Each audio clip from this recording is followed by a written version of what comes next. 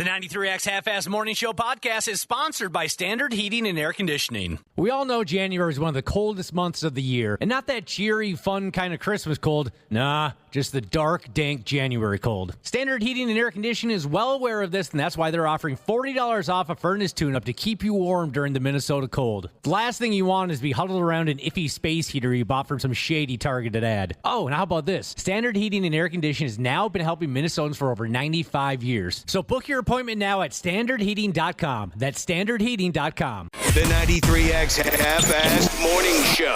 93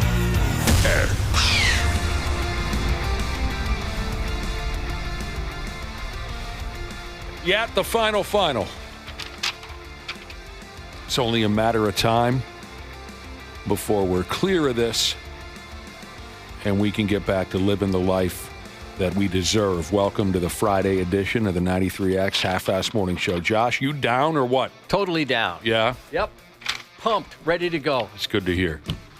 Absolutely wonderful to hear you say that out loud. Although I got to tell you, right from the get-go here, despite your efforts, Josh, highly paid, highly rated on-air radio personality did not get a mention in a report on the sexiest jobs in the year of 20 and 25. Well, I think, if somebody says, what do you do for a living? And you say, I work on the radio. Nowadays, plenty of folks will say, what is the radio? Is that, can I find that on Spotify, or is that a Netflix thing? Despite all the heat that you bring into the mix, day in, day out, radio still isn't widely thought of as a sexy gig. And you know why that is? Why is that? There are a lot of disgusting people in radio. There really are. Just gross people, personally. They're arrogant, they're bizarre, they're childlike, they're awful people. That's why we can't crack this list. Do you find awful people that you have to kind of, I just had it and I lost it now, but you have to try and dispel that as much as you can? People have this preconceived notion you're going to be a douchebag. Yeah. And you kind of have to try and say not everybody is. I just can't help but agree with them. Over and over again, I agree with them. There's a lot of examples. We've worked with plenty. Yeah, we can't seem to get on that sexy list. Doctors are sexy. That got the most votes for sexiest gig. That's not surprising. Yeah, I can see that. Doctors are sexy. Smart, deep pockets. I think money will certainly show up quite a bit here. Money, is that what you think, that these are all high-paying jobs? Well, I know they're not. They're not all high-paying jobs, but I'm just saying that quite a few of them are. Okay. I didn't think of it that way when I was giving it a look-see earlier. Doctors are sexy. Nurses are sexy. Those are the top two. I've never had, complete knockouts. All the times that I've been to the doctor and been to the hospital, it's kind of disappointing. I have. Yeah. I think you'd fall for my doctor. I think you'd fall head over heels in love with my doctor. Is it a man or a woman? It is a man. I've had doctors of both persuasions wwho are very attractive. What the heck? I'm going to the wrong doctor office then. I had a nurse who was very gorgeous, and then she took my blood pressure, and she's like, man, your blood pressure is really high. I wonder why. You had fallen in love. That's why. Getting nervous. Yep. Unfortunately, a good buddy of mine has had to be in and out of the hospital for a family member quite a bit in the last week. And he mentioned there's one in particular, one nurse with a provocative name, by the way, who was drop dead gorgeous. And then provocative name? Yeah, provocative. What if I guessed it? I don't think you'll guess it. Yvonne. Oh, my God. You got it. No. It's Chesty LaRue. It's a surname that sounds very sexual. All right, I don't. And so, he had mentioned there's another one. They're stocking this particular place. And what a nice, he needs a little bit of hope, a little silver lining for what's happening right now in his family. And that's kind of helped. Yeah, all the heat. Yeah. Oh, I did think of one because my friend Nikki, she's in school right now to become a PA, and she is a knockout. She's going to She's going to give guys heart attacks when she walks in a room. She is beautiful. Is that the provocative name, Josh? Nikki? No, it's a last name. It's basically another word for sex. Doctors are sexy, nurses are sexy, according to this report on the sexiest gigs in the year 20 and 25. I don't know how drastically this list would change year to year, but for the year 20 and 20, Ashley, don't feel left out, although you just had the realization that, okay, my friend Nikki is sexy, and she's a nurse, doctor. What did you say she was? She's in school to be a PA. Oh, she's in school. She'll be something. What is Yes. it? What's Personal a assistant, is that what that is? PA? Or no, that's not what that is. A practitioner? Yeah, Okay. Yeah, I'm sorry. I'm an idiot. Fair enough. So one day she'll be a sexy doctor. Yes. Don't feel left out. Next on the list is teachers and professors. Here's where I'm going with that. I know when we've had conversations in the past, hey, did you ever have that hot teacher? I'm always the one who has to say, no, I never. There were a couple of gals that I was kind of lusting over when I was in 5th grade, just because I was in 5th grade. You know what I mean? But were they hot? No. Never did either. No. Really? I thought that I was the only one who got left out of the hot teacher thing. I had 2 crushes, but like you, I mean, they weren't attractive. Okay. So, It's just for whatever reason there was something. Maybe just because they were teachers. I thought I was the only one who never had the hot teacher experiment. I had a science experiment isn't teacher. the word, experience is what I was going for. Or a science teacher I had a crush on in 6th grade, but she was, and it started during the sex ed, segment. Okay. Oh. And she's talking about that stuff, and then I started looking at her differently. Kind of like the conversations we've had about the Lumi lady. Yeah. Just the fact that she can talk the way she talks. And so confidently. We're drawn to her. Yeah. Her confidence. Okay. So now I will say this though, with kids that have gone through, kindergarten all through high school, there's been some teachers where the dads would never miss a parent-teacher conference. There's a couple in particular. So, Ashley, you were saying you've never really had the hot doctor experience. I can relate because I never had the hot teacher experience. Nobody bats 1,000. But I told you before, and back to these, like I said, there were a couple of teachers when I was in 5th grade, lady teachers, that I was kind of drawn to. But it was just because I was hitting that wildly horny, every girl in the world, was so interesting to me. I've told you before, my 5th grade teacher, boy, she would make me crazy. She was the type of teacher that would always bend down to help you with your homework, right? Oh, yeah. She would bend down and show you, well, here's what you do with those numbers.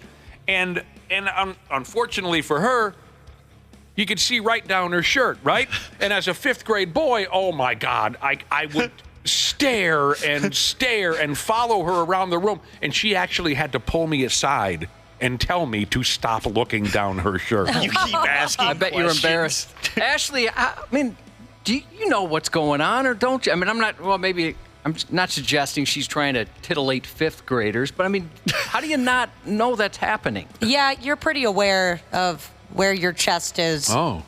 most of the time. Maybe she's, I guess I've got an aunt or two that I'm confident they don't know that's going on. Maybe when you're dealing with kids, though, that So- just completely escapes your mind. Right. Hopefully, you're not thinking that way. Either she was so focused on her job or she was just naive. I don't know. But yeah, she had to, end of the day one day, she said, goodbye, everyone have a good day. Mr. Bourne, will you stick around for a minute? And I thought, oh, God, what did I do? She wants And me. she told me, you have to stop looking down my shirt. All right, I had mentioned that a friend of mine's been in and out of the hospital, and there's a lot of attractive nurses, and one in particular, very attractive, and she has kind of a sexual last name and more Okay. anxiety than hair Jesus. I'm going to say it because he called it. It is Dr. Intercourse. Her name is Dr. Intercourse. That is provocative. Yeah, Go ahead. back in school, in middle school, we had a gym teacher who was really pretty. We had the Spanish teacher who was muy caliente. And then also in high school, the men's hockey coach. Oh, boy, was he good looking. Oh, the hockey coach is usually hot. Yeah, you know what? At our school, the hockey coach was probably the best-looking teacher, too. Yeah, Really? all the girls Yeah, loved he was him. a science teacher and the hockey coach. No, our hockey coach looked like a bulldog. First two. I thought Completely nuts. thought of another teacher I had a crush on, and she was not attractive at all. I'm sorry? She was not attractive, but I had a crush on her because she was one of the meanest people I've ever met, and for whatever reason, I was drawn to that. That gets you going? That's because you're a sub. No, and I am. I'm an echoist. I had somebody tell me I was an echoist recently. An echo. What tell is me- that? I forgot. I looked it up, but I like narcissists. There was basically. something about this loud, mean female teacher, Oh, and she you was so said, mean. hubba hubba. Yeah, she was like, she hated men, hated them. She would rip guys left and right. Very and- vocal about this. Oh yeah, Yeah? very vocal. She Dude, didn't you- mind saying it. She was a Ms., not a Miss, a Ms. Oh, sure. Matters. You are totally an echo. Are you looking it up? Yeah, they say that all I had to read was this line. You're like the opposite of a narcissist. Somebody told me, he's like, yeah, you think you're a bit of an echoist? And I'm like, what do you mean? No, I didn't do that. That would have been stupid. But Josh and I were just talking about narcissism off air, We weren't were, we? yeah. The opposite of a narcissist. Yeah, you are certainly that. You know. I prefer to be around other people that will take the attention. I think that was part of what he told me. Okay. Yeah, Do you have a strong desire to remain invisible and to avoid drawing attention to yourself? Despite what I do for a job, Yeah. yes. Yeah. Yeah, that's which is a right weird on. deal. That all makes perfect sense, or as Dana would say, that tracks. You are an echoist. All right, what are we talking about now? The sexiest jobs this year? Doctor, nurse. I've always had a thing for teachers, though. You have. I mean, a lot of my relationships, when I think about it, I've been a teacher in some way. Even my wife, I mean, she teaches classes, fitness classes. Oh, and that's stuff. true, yeah. So I've kind of always had a thing. I remember that day, your first day of school, Josh. I remember this so well. You and your mother were standing out at the bus stop, and you said, "Aw, Ma, I'm not like other guys. I'm nervous, and my socks are too loose." 651-989-9393 if you know the reference. Text it to me. 651-989-9393. And your mother said, "Now, Waldo, I hope you make some friends this year." And then you got on the bus, and David Lee Roth was driving the bus. What other sexy gigs are there? First responders. Okay, so number one is doctor, number two is nurse. Then you go, if I didn't make this clear, next on the list is teachers and or professors. That's how we got into the conversation about teachers. All right? Then first responders, folks like firefighters and paramedics. It's not clear if military also falls into line. Yes, so Van Halen, Hot for Teacher, the music video. That's the reference I was making. Thank you, everyone who's texting in. First responders. Yeah, I believe it's the St. Paul firefighters. They sent me a calendar, and they all signed it, and some of them left very provocative messages for me. What did they say? But No, they didn't. just stuff about like being too hot. Needed like along those lines, like a fire jokes, fire puns. Hose jokes. Yeah. I've got a never did that. hose for you. Listen to Josh over here trying to save their asses. No, they didn't. They save us. I'm trying to save them. No, that was a Canadian fire department that made that Yeah, calendar somebody up. else wrote that. They do make the calendars. I've seen Yeah. them at the state fair. It's hilarious. I mean, these guys walking around with their shirts off. People are swooning all over them, but they never wrote anything like that in No, there. that was a fire department up in Winnipeg. Yeah, yep. That mailed you a calendar. I'm going to take this one for the team. I wrote that, Ashley. Every single one of those. That makes sense. You are good at puns, but those guys are gorgeous. Oh my gosh. They really are. Josh Ghost-writ the dirty calendar. You know who else is considered sexy? Lawyers.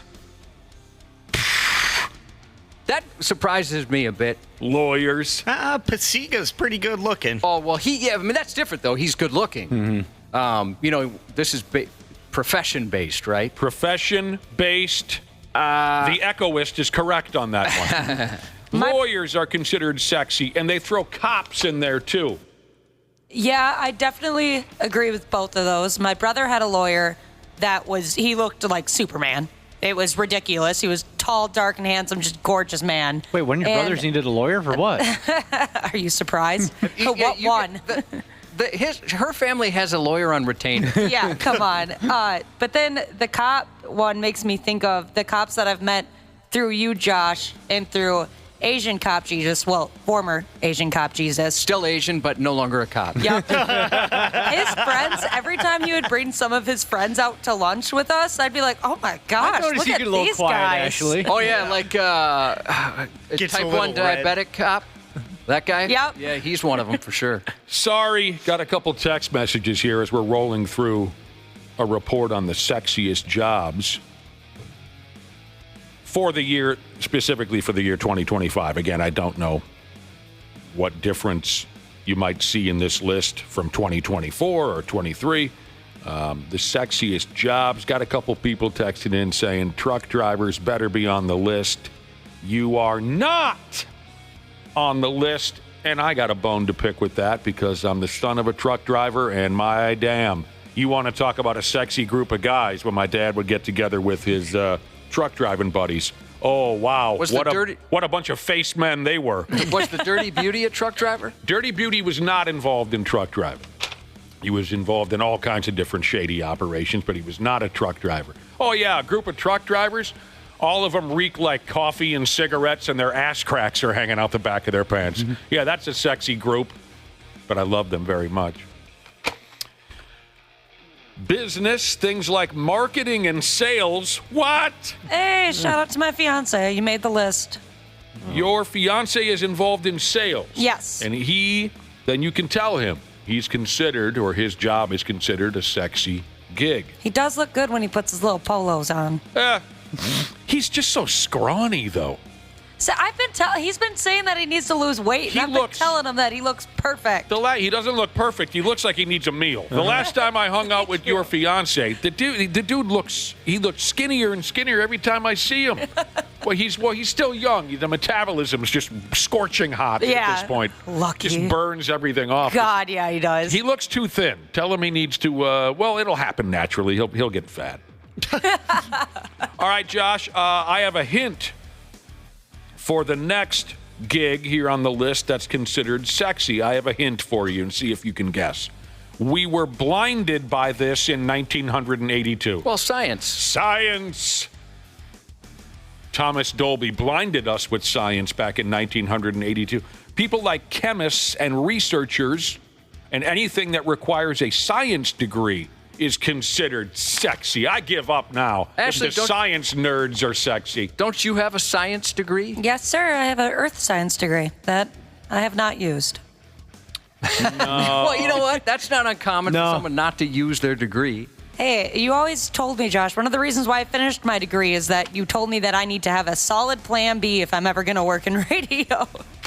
Yeah, you got one. You got a science degree. I have absolutely zero plan B. If this ends today, I'll likely be calling my brother-in-law at the friggin' Chrysler plant. Josh, even though radio personality didn't make the list, I think you could still consider yourself a part of this group of jobs that are considered sexy, because next on the list is tech jobs. You could do a tech job in your sleep, so you win. Yeah, that is you, Josh. I don't know. I mean, I like that stuff, but people who do it, there's a knowledge there I don't know if I could ever understand. I certainly like it. I like to learn about it. Yes. And mess around with it. Things like data analysis and IT folks. They say tech support is sexy. And finally, finance. Investors, financial planners. Okay.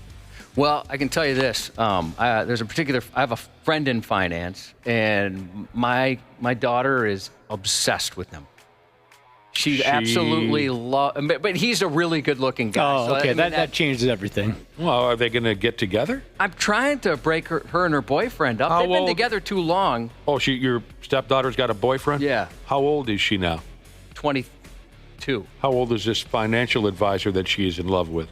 Probably 28. Oh, I thought you were going to say like 47 or something. Yeah, I thought so too. That's a good gap, but your daughter has her boyfriend. I'm surprised that his job isn't on the list because doesn't he do something in aviation? He's a pilot, yeah. Yeah, Oh, wow. like that's a pretty attractive job. No, not anymore. It isn't. Not in 20 and 25.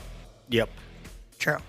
I have no idea what I'm talking about. Well, why did you say true? Maybe because, my like, it's- statement was based on nothing. I Why- was thinking because the drama at the airports all the time. Like it's not yeah. really a desirable job anymore. All the fighting on planes and everything. Well, when he graduated, they handed him his wings and a mustache. He's got the pilot mustache. That's how you know he's a pilot. All right, even if your job didn't make this list, just being passionate about your career is sexy. Being passionate about your career. Let's check with Josh. Okay, there are 5 sexy career values you can have. Let's check with Josh to see if he has the following career values, because if you do, then you're sexy no matter what. Well, let's, can we do it rapid fire so it's just the first thing that pops into my head? Yes, here are the 5 sexiest career values. Do you have a passion for what you're doing? Absolutely not. Do you prioritize a good work-life balance? Do you constantly try to learn and improve? Not in my experience. Do you work well with others? Regrettably, no. Do you want to make a positive impact on society? Nope, not my problem. That settles that then. Actually, Not sexy. so that was technically so unsexy that I found it sexy. Did the opposite for me.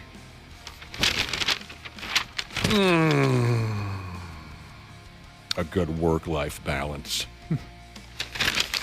Not here. All right, there you go. What a crowd we've got out there. Oh, speaking of jobs, real quick also, there was something else floating around on the godless, soulless, evil internet. A question for folks. Could you jump in with 0 training or refresher course and do your very first job today? Oh, Do definitely. you understand the question?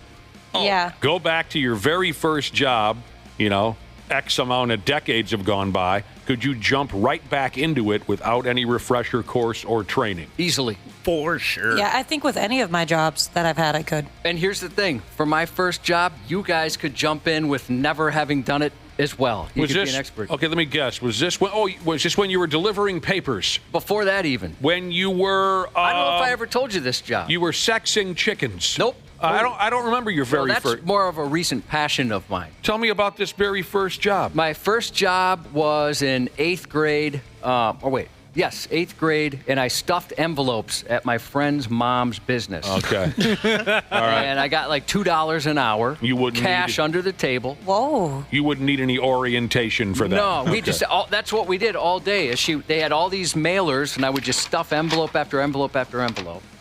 My very first real full-time job, well, it depends. I mean, it was a warehouse gig, and Oh, does that have to be full time? Oh, I don't know. This is my first full time. I've always had like 3 jobs. First full time job was here. Okay. That's the way I was playing it out in my mind, but you can go ahead with a part-time gig or whatever. It doesn't matter. My very first gig was a warehouse gig. We made wall texture and ceiling texture. Now, I would need a refresher course on how to make the texture again. Because, like I've told you before, we had big, giant vats, and you'd pour all the chemicals and the dry materials and mix it with water and mix it for a certain time. I would need a refresher course on that. But my first gig in that building was standing in front of a massive receptacle with a 2-gallon bucket and just pull a lever, fill the bucket, put a lid on the bucket. Pull the lever, fill the bucket, put a lid on the bucket. I wouldn't need a refresher course for that, obviously. Although I did find a way to screw that up a few times when I first started, but no, I think I'd be okay if they just pushed me in front of that bucket filling machine again. Yeah, your job was more complicated. Mine you could figure out. The envelopes? Yeah. Oh, but boy, we had fun. We had so much fun every effing day. Everyone, all the full-timers were derelicts, totally out of control individuals. I was fresh out of high school, and it was the time of my effing life. We just laughed and busted each other's balls and vandalized the building all day long, and I loved it. those were some of the best times, right? Some of those jobs. Oh, man. Yeah. With landscaping, I mean, despite how difficult that was, just the truck ride over to the job. Oh, whatever, yeah. That was a blast. Hell yeah. Or like, the ball busting and like messing with folks. Like somebody would basically saw through a shovel handle or something. Just that kind of stuff. At my first warehouse gig, again, with the ceiling texture and the wall texture, I couldn't wait for first break because then all of those characters would be gathered in the break room and it would just be, we had a great time. Working at restaurants, kind of the same thing. You're just messing around. Yeah. You meet some people. Oh, yeah. I And a miss that. revolving door of sexual intercourse. Boy, was that going on a lot. Never saw that, but boy, did other people. I told you about that character that I worked with at the warehouse that was so filthy and frightening looking. He looked like Leatherface from the Texas Chainsaw movie series. He never bathed, ever. Ever. He was once evicted from his apartment and deloused because he was so filthy. But he was the nicest guy. And one day we decided we're going to take him out to lunch. And when we walked into Pizza Hut, a woman screamed at the sight of him. Are you serious? Yes. Really? Wow. Yes. You remember me telling you about this guy? Oh, I remember you describing the guy, but somebody screamed. Wow, that must have been terrible. Oh, my God. I'm telling you, Leatherface. That's what he looked like. The only clean part of his body, that I could see every day, were his eyes, because he'd wake up and scratch his eyes. Like you rub your eyes. The only part of his body that matched his original skin color, because he was so filthy.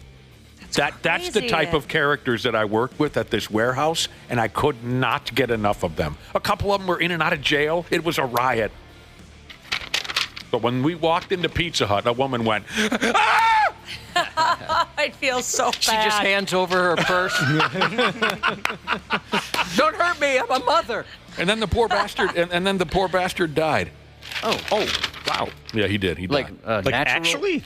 I'm sorry? natural causes, or From what I understand, yes. Yeah, a few years after we stopped working together. This is kind of funny, again. So on this report, could you jump in with zero training back to your very first job?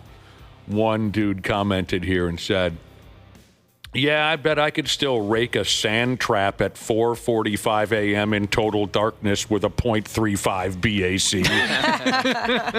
See, I had buddies who did that golf course stuff when we were young, and they were tough. They were friggin' tough. That's early hours. They would drink until 3:30 in the morning and sleep till 4:30 and then go to work at that friggin' golf course, and I don't know how they lived through it.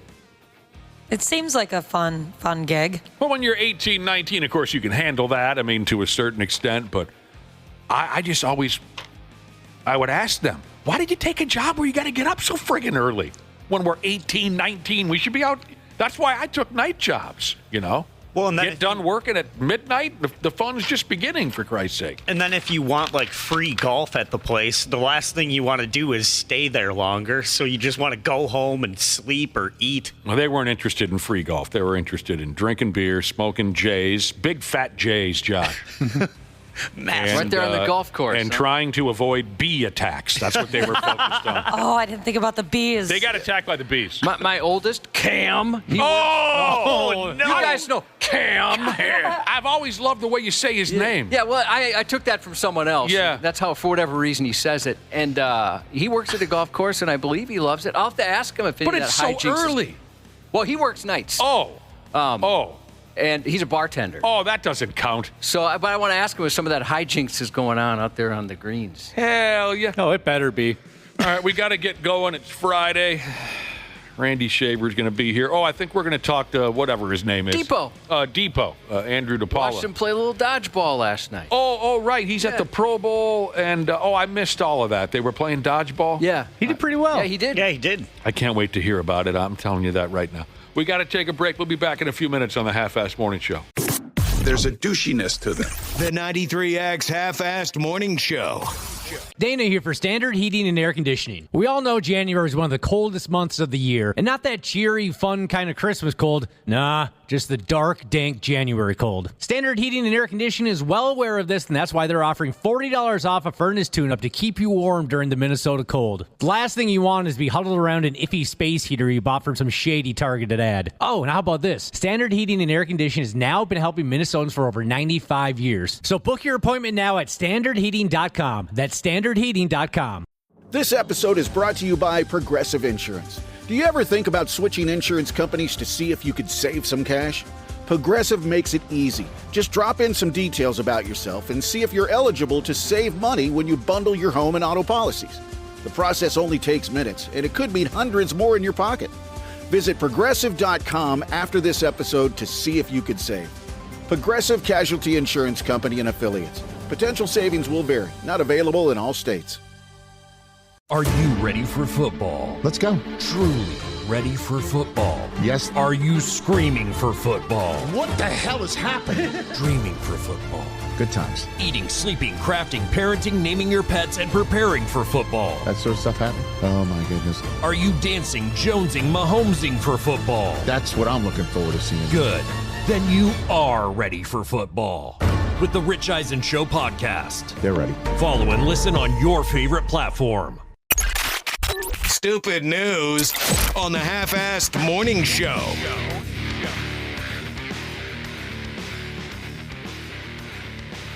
Before the stupid news, we had a conversation a handful of minutes ago.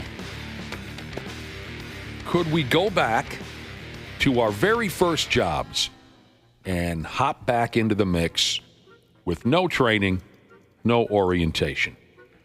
The brother and sisterhood had their thoughts on our, how do you call it here again, Josh, text machine. And most said yes. I think we all said mostly yes, and our listeners as well. They say, yeah, they could hop back into that first gig.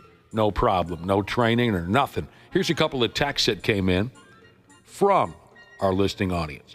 One individual said, yeah, I could go back and do my bounty hunting job. They said, hey, it's just stalking. I always thought a private investigator might be kind of fun.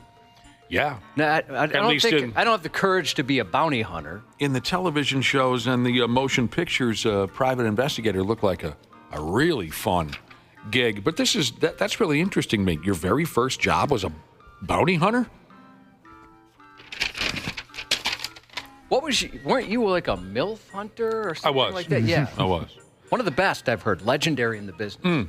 Another listener said, my first gig would be easy to jump back into. I was a courtesy clerk at a grocery store. Grocery store is how you say it. I was a courtesy clerk at a grocery store. And check this out, Josh.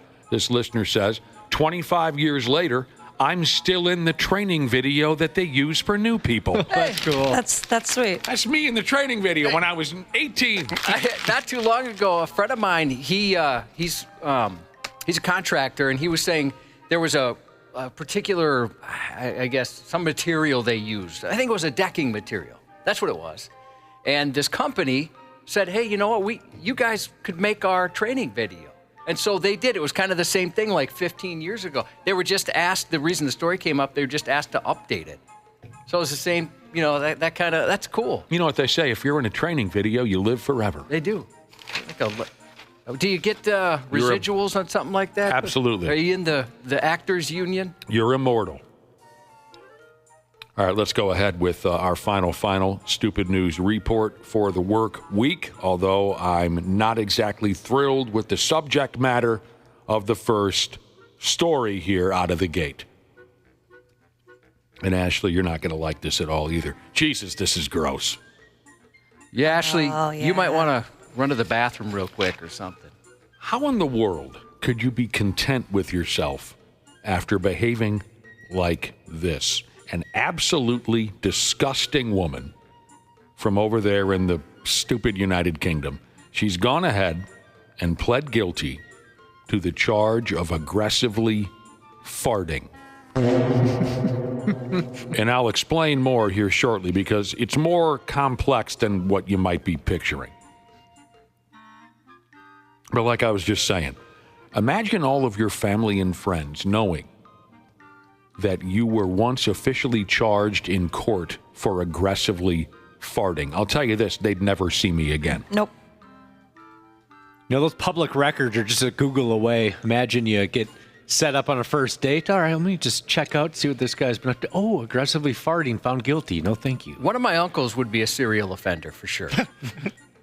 So a horrible lady went to court for aggressively farting.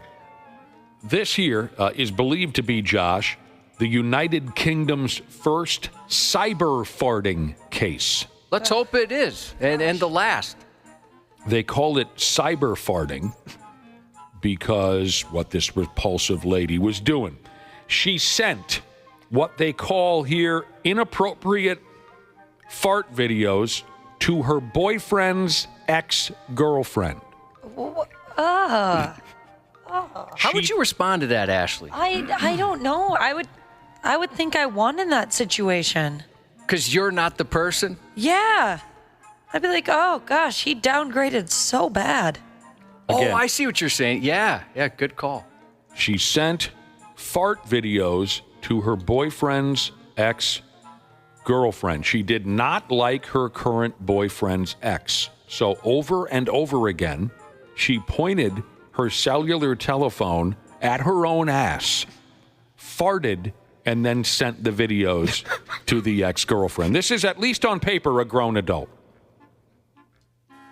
Dana, do you want to leave your fiance for this lady? Yeah, it's kind of funny. No, it's not. This puke bag lady goes by the name of Rhiannon Evans. She's 25. And the judge threw a charge of harassment into the mix, too, for Rhiannon, because the endless, horrible fart videos caused the ex-girlfriend, quote, distress and anxiety. The descriptions of the videos are almost too much for me to take. I just want to fall down and puke my damn guts out. It says here in the videos, they showed Rhiannon, quote, passing wind with her face smiling at the camera. Ashley, would you take it a little bit as a compliment that this woman would find you so much of a threat that she sent you farting videos? I guess there is something to that, Dana, but I don't know. You just never want to be in that situation. Yeah, I would throw up. That's so weird. What a weird thing. I would definitely do what this girl did, though. Take it to court. Why not? You want to play games with me? You'll end up in court. I'm going to take you to fart court. Everyone's going to know what kind of person you are. Yeah, exactly. Fart court. Dun-dun. This Rhiannon gal said in court, as if it was justified, she said she, quote, wanted to send fart videos because she felt her boyfriend was being treated unfairly by his ex-girlfriend. She's just so stupid. There's apparently some dispute going on between Rhiannon's boyfriend and his ex over a child that they made together. Boy, that unlucky bastard, the boyfriend, to be in a relationship with someone so effing disgusting and straight up dumb. Is there one person in our listening audience that could ever be interested in someone who sends revenge fart videos? I'll tell you, for me, any sexual attraction would disappear forever. Instantly. Yeah, I would think they were a bit off their rocker, for sure. And check this out. This gal, Rhiannon, again, is her name. This victim calls the police. The police warned Rhiannon more than once, knock it off. But she kept going. They warned her, we will arrest you for this. She kept going. And you'll love this classic stuff here. We've all experienced people like this before. Stupid, disgusting Rhiannon said after the fact that she didn't think sending her boyfriend's ex-girlfriend a bunch of fart videos, she didn't think that was a criminal offense. And here's the fun part that I wanted you to hear. She said this, well, why didn't she just block me? One of those people who are completely in the wrong, but they still try. It's somebody else's fault. Try to put some level of blame on the victim, right? Especially if there's a child involved. I imagine she didn't want to block somebody that's going to be in her child's life. Good point. I hope nothing but terrible things for this woman from here on out. You can see what she looks like on 93x.com, and she She kind of gives me gross vibes. Well, of course she does. Just like her you face. mean even without this story? Yeah, like you can tell she's just kind of gross. She looks like a farter. She does look like a farter, Yeah. somebody that would use that as a weapon against you. So Rhiannon was fined a few bucks. She was ordered to never contact the ex-girlfriend ever again and got a restraining order dumped on her, too. You dummy. That's just so gross. I want to know if, did the boyfriend know this was happening? Good As question. much as it was. Good question. Because I'm telling you, my bags will be packed so fast you wouldn't be able to believe it. You know, sometimes with these stories, it's more just how weird it is than the aggression or anything like that. I mean, that's what I'd be wondering. Like, is there any, can you just threaten me in a normal way? Why is this? I don't get it. Yeah, I don't know. Because deep down, you're 8 years old. Here's a listener saying, oh, great, now I'm going to have to add another verse to the classic Fleetwood Mac song. Bum, bum, bum, bum, bum, bum, bum, bum, sending farting videos. Ra-da-da-da-da-da-da to your boyfriend's ex. You know, I mean, two people. Point the phone at my ass. I'm sorry, I can't hit the notes that what's her name did back in those days. Stevie Nicks. That'd be tough to do. No, it wasn't Stevie Nicks. That'd be tough to hit those notes. Of course, it was Stevie Nicks. Yeah, I don't know, Josh. Weird, disgusting, everything all wrapped up into one. Now, this here next story just goes to show. This goes to show you violent derelicts out there. If you F off long enough and you pile up a long, violent criminal record, after a while, even the silliest little damn thing can get your sad ass locked up. Too bad for you, but if it makes you feel any better, the rest of us are laughing our balls off at you. In a terrible southern state, a stupid idiot got himself arrested this past Sunday for assaulting his roommate with a bologna sandwich. So here's the deal. A 29-year-old dode by the name of, and I had to practice this one, dude goes by the handle of Oquavius Chandler. Oquavius Chandler. He Philip Rivers style sidearmed a bologna sandwich at his roommate while they were arguing about video games.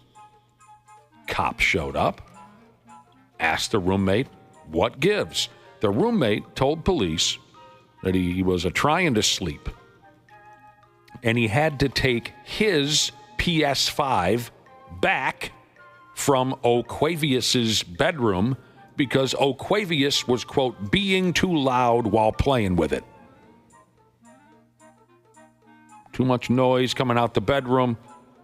Goes over, unplugs his PS5. Okay, you're done with this. Oquavius gets pissed, throws the sandwich. When the sandwich slapped into the roommate, it hit him square in the center of the chest. Didn't hurt a player at all, of course. But the roommate said, oh, you want to be a bitch about it, huh? Let's call the cops and see what they have to say about this. Hilariously, Oquavius got charged with a felony for throwing a bologna sandwich because of his violent past. Oh, no. I love it. That is pretty great. Friggin' love this. Comes back to get him. Mm-hmm. Oquavius has been arrested multiple times for battery, including 2 other attacks that also involved video games. Check this moron out. Oquavius, what the hell did I say his name was? Oquavius. He got upset over a video game 3 years ago and threatened to stab a 60-year-old man. This guy. A 60-year-old man. Then, just 2 years ago, he choked his own sister out during a fight over a video game. Just... Oh my gosh, I thought my brothers were bad. She was definitely screen peeking. And now he's facing fresh charges for felony battery and violating his probation because he threw a... Take your medicine, son. It's time to take your medicine. felony battery with the bologna sandwich. Maggie's in the clinker, and so what are you in for? Okay, before I tell you, just know I did a lot of other really bad stuff leading up to this. Before I threw the bologna sandwich, I got thrown into jail for it. Yeah, it's like you mentioned this before this week. You have to do something worse on your way to jail. Set the cop car on fire or do something. Credit card fraud. According to a couple of my buddies, that's what they serve you in detox, bologna sandwiches. I love bologna sandwiches. Me too. But if it's earlier in the day, it's dry cereal. Just in case you were curious. Dry cereal? That's really? just according to two of my friends who spent some time in detox. If it's early in the morning, dry cereal. Later in the day, bologna sandwich. Not even a splash of milk whilst No. That's what I mean is dry cereal, which then you put milk. Okay, gotcha. I didn't mean to confuse things. Just a dry mouth all day. Here's a handful of shredded wheat. Enjoy. Can I have just one sip of water, Put please? a little spit on it. Now here's my favorite video of the day. A fish attack caught on video. Now, for some damn reason, at one of those giant aquariums, and this one was set up in China. Well, where do we have giant aquariums around here? I suppose at the zoo, at the Mall Plus America? Yep. Yeah. All right. Those are the ones that You've come to seen mind. those types of things, Sure. right? Been to the one at the mall quite a few times. Well, the zoo as well. For some damn reason, at this giant aquarium in China, along with all different types of goofy-looking fish swimming around the tank, big and small, on this particular day, there was also a young gal dressed as a friggin' mermaid swimming up and down the tank. She's got the big fish tail hanging. You know the vibe, right? Yep. I don't know what she was doing She was there. performing for kids. Performing for kids. Yeah, they were putting on like a little show for a bunch of kids. Oh. Kids want to see a lady in a mermaid costume, right? Yeah. Yeah, they probably believe it. Pretty Ariel. popular Disney movie about it. Okay. It struck me as very bizarre. What are you doing in there? Why are you dressed as a mermaid? I guess I forgot about the kids. Well, at one point, and this is all caught on video, a large damn fish in that tank, twice the size of this mermaid gal, it turned on her. And the fish tried to suck her head smooth off of her shoulders. This video is on 93x.com. This is a riot. Yeah, it's pretty good. Gulp. It scared the hell out of all the little kids who were there watching the fish go by, and now I guess I understand maybe they were watching the mermaid lady as well. According to the story, it scared the hell out of all the little kids. They were running for the exit, new guys in the corner, you know the rest. But it's fascinating. It's almost like the fish was saying, oh, you want to be part of my world, huh? Well, lesson number one, I'll kill you if I feel like it. The fat-ass fish. This was a keeper. This was a wall hanger, wasn't it, Josh? Oh, it's giant, yeah. It had this poor gal's entire skull in his yap for a brief moment. But she shook her way out of there. The fish was able to lick her swim goggles right off of her face. Oh, I didn't notice that the first time I Yeah, the watched fish it. just went whoop and took her swim goggles off of her noggin. And if you haven't seen the video, to me, the fish looked a lot like one of those giant oversized sturgeon that suck garbage off the bottom of lakes and rivers around here. It doesn't mention in the story what the hell. It looks like a massive sturgeon. Yeah. The mermaid gal was all right. She got the hell out of the tank quick, as you'll see in the video, once the fish stopped sucking on her cranium. But she was scared. That's so crazy. Dude. Her whole head just disappears. Her face did get a little worked from it. Scraped up a little bit? Oh, I didn't Like see the after pictures. It's not as bad as I had thought it was going to be. Mostly just one eye got kind of messed up. The eye. Yeah. Yeah, people on comments are saying it's a sturgeon. So it is a sturgeon. Okay. That's certainly what it looked like. It scared the hell out of her. She is going to feel that sensation every day. Every day until the day that she dies, she's going to relive that sense. I bet that was such a frightening and odd sensation to have a fish just go on your damn... She has a nightmare and she still just feels it. Goes back to that moment. All right, Nick, you have a choice. Yes? You get your head bit by a giant... You're dressed as a mermaid. That's a good picture. You get your head bit by a giant fish out of nowhere, or some lady is just peppering you with fart videos. Oh, dude, I'll take the fish. So eat my head. The fish can take me down and drown me before I accept any fart videos. That is not a difficult question for me. Kill me, fish, slowly. Some like a fish expert person was trying to say that he was just curious, and I just don't believe that. I don't believe that. Well, because I do. It was such a quick snap reaction. It seems like it had some revenge behind it. Okay. But well, the fish didn't keep going after her, though. Just kind of let her well, be. she fought her way out. Yeah. I suppose okay. he could have made another he could have made another run at her.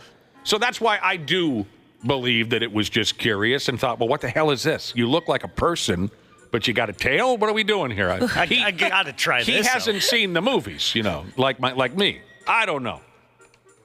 And then before this story is all over, Josh, it turns into a tale of a hostile work environment.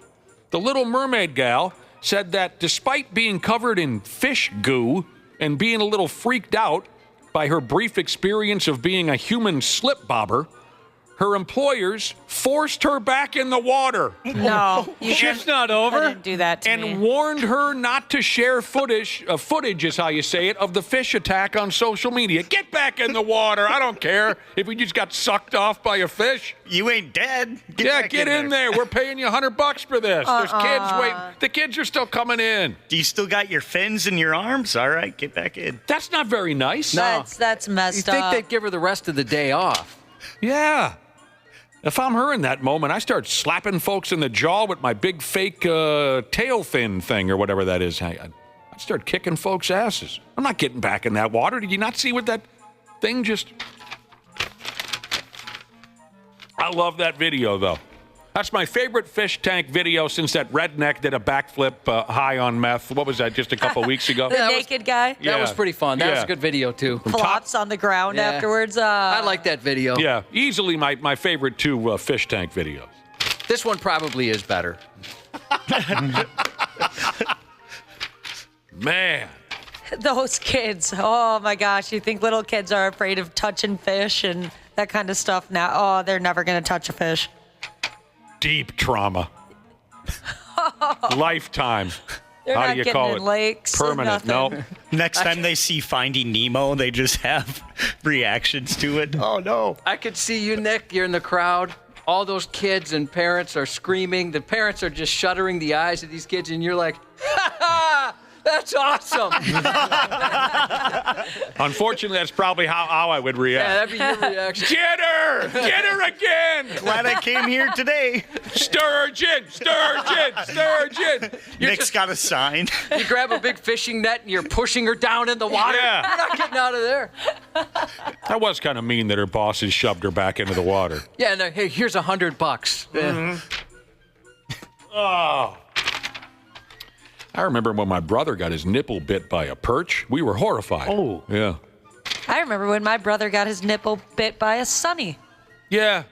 That messed me I up. remember when Nick got his nipple bit by a lady at the bar. Oh, Jesus, that hurt. Did that mess your brother up for a while? That messed me No. up, like seeing that happen to my brother. I was terrified of lakes for a while. No, he pierced it shortly afterward. I think it started something. Yeah. Really?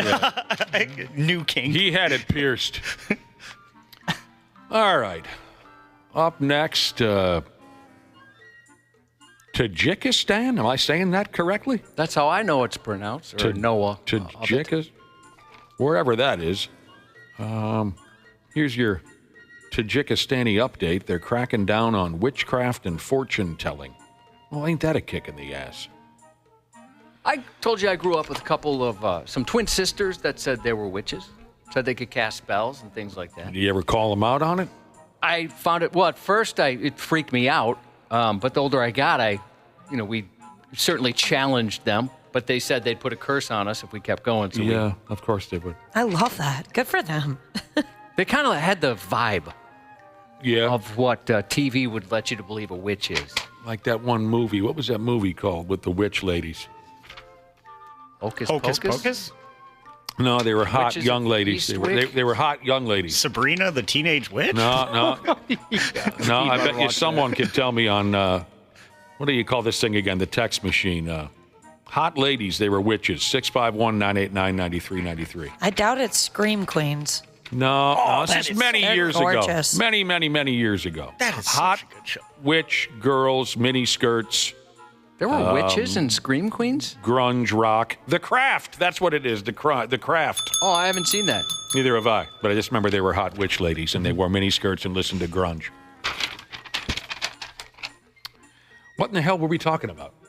We're talking about Tajikistan and the witches there. Yeah, the they're cracking down. It's a statewide, a countrywide crackdown on witchcraft and fortune telling. Fortune tellers. Clairvoyance. Ooh, Iron Maiden, 1988. Seventh Son of a Seventh Son record, Josh. There's a time to live. One of my And a favorites. time to die. And a time to meet your maker. Those guys know how to write a song. I mean, it's like a clinic. Every concert. There's a time to live, but isn't it strange? As soon as you're born, you're dying. 1988, again, Iron Maiden, Seventh Son of a Seventh Son record.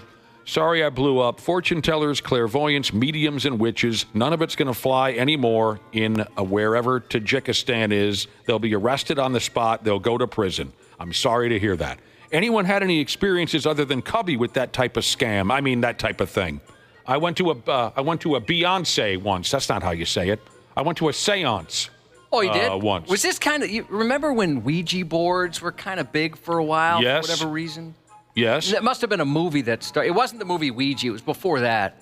I have very limited memory of this experience because it was the most boring, pointless night of my life. It was a radio gig. It was a radio bit. This lady came on the air. She called herself a clairvoyant or whatever the term might be. And so my dork ass on-air partners at the time thought it would be a great idea if I went along with her to a seance and, recorded whatever might happen. We'll be back after this. And so I did. And I brought a DAT recorder. And not a single thing happened for hours. I went to something, I guess, pretty witchy. The Renaissance Festival, they throw like these Halloween-themed dinners, and things get spooky. They use like a Ouija board. They bust out a pendulum, and it was pretty cool and pretty believable.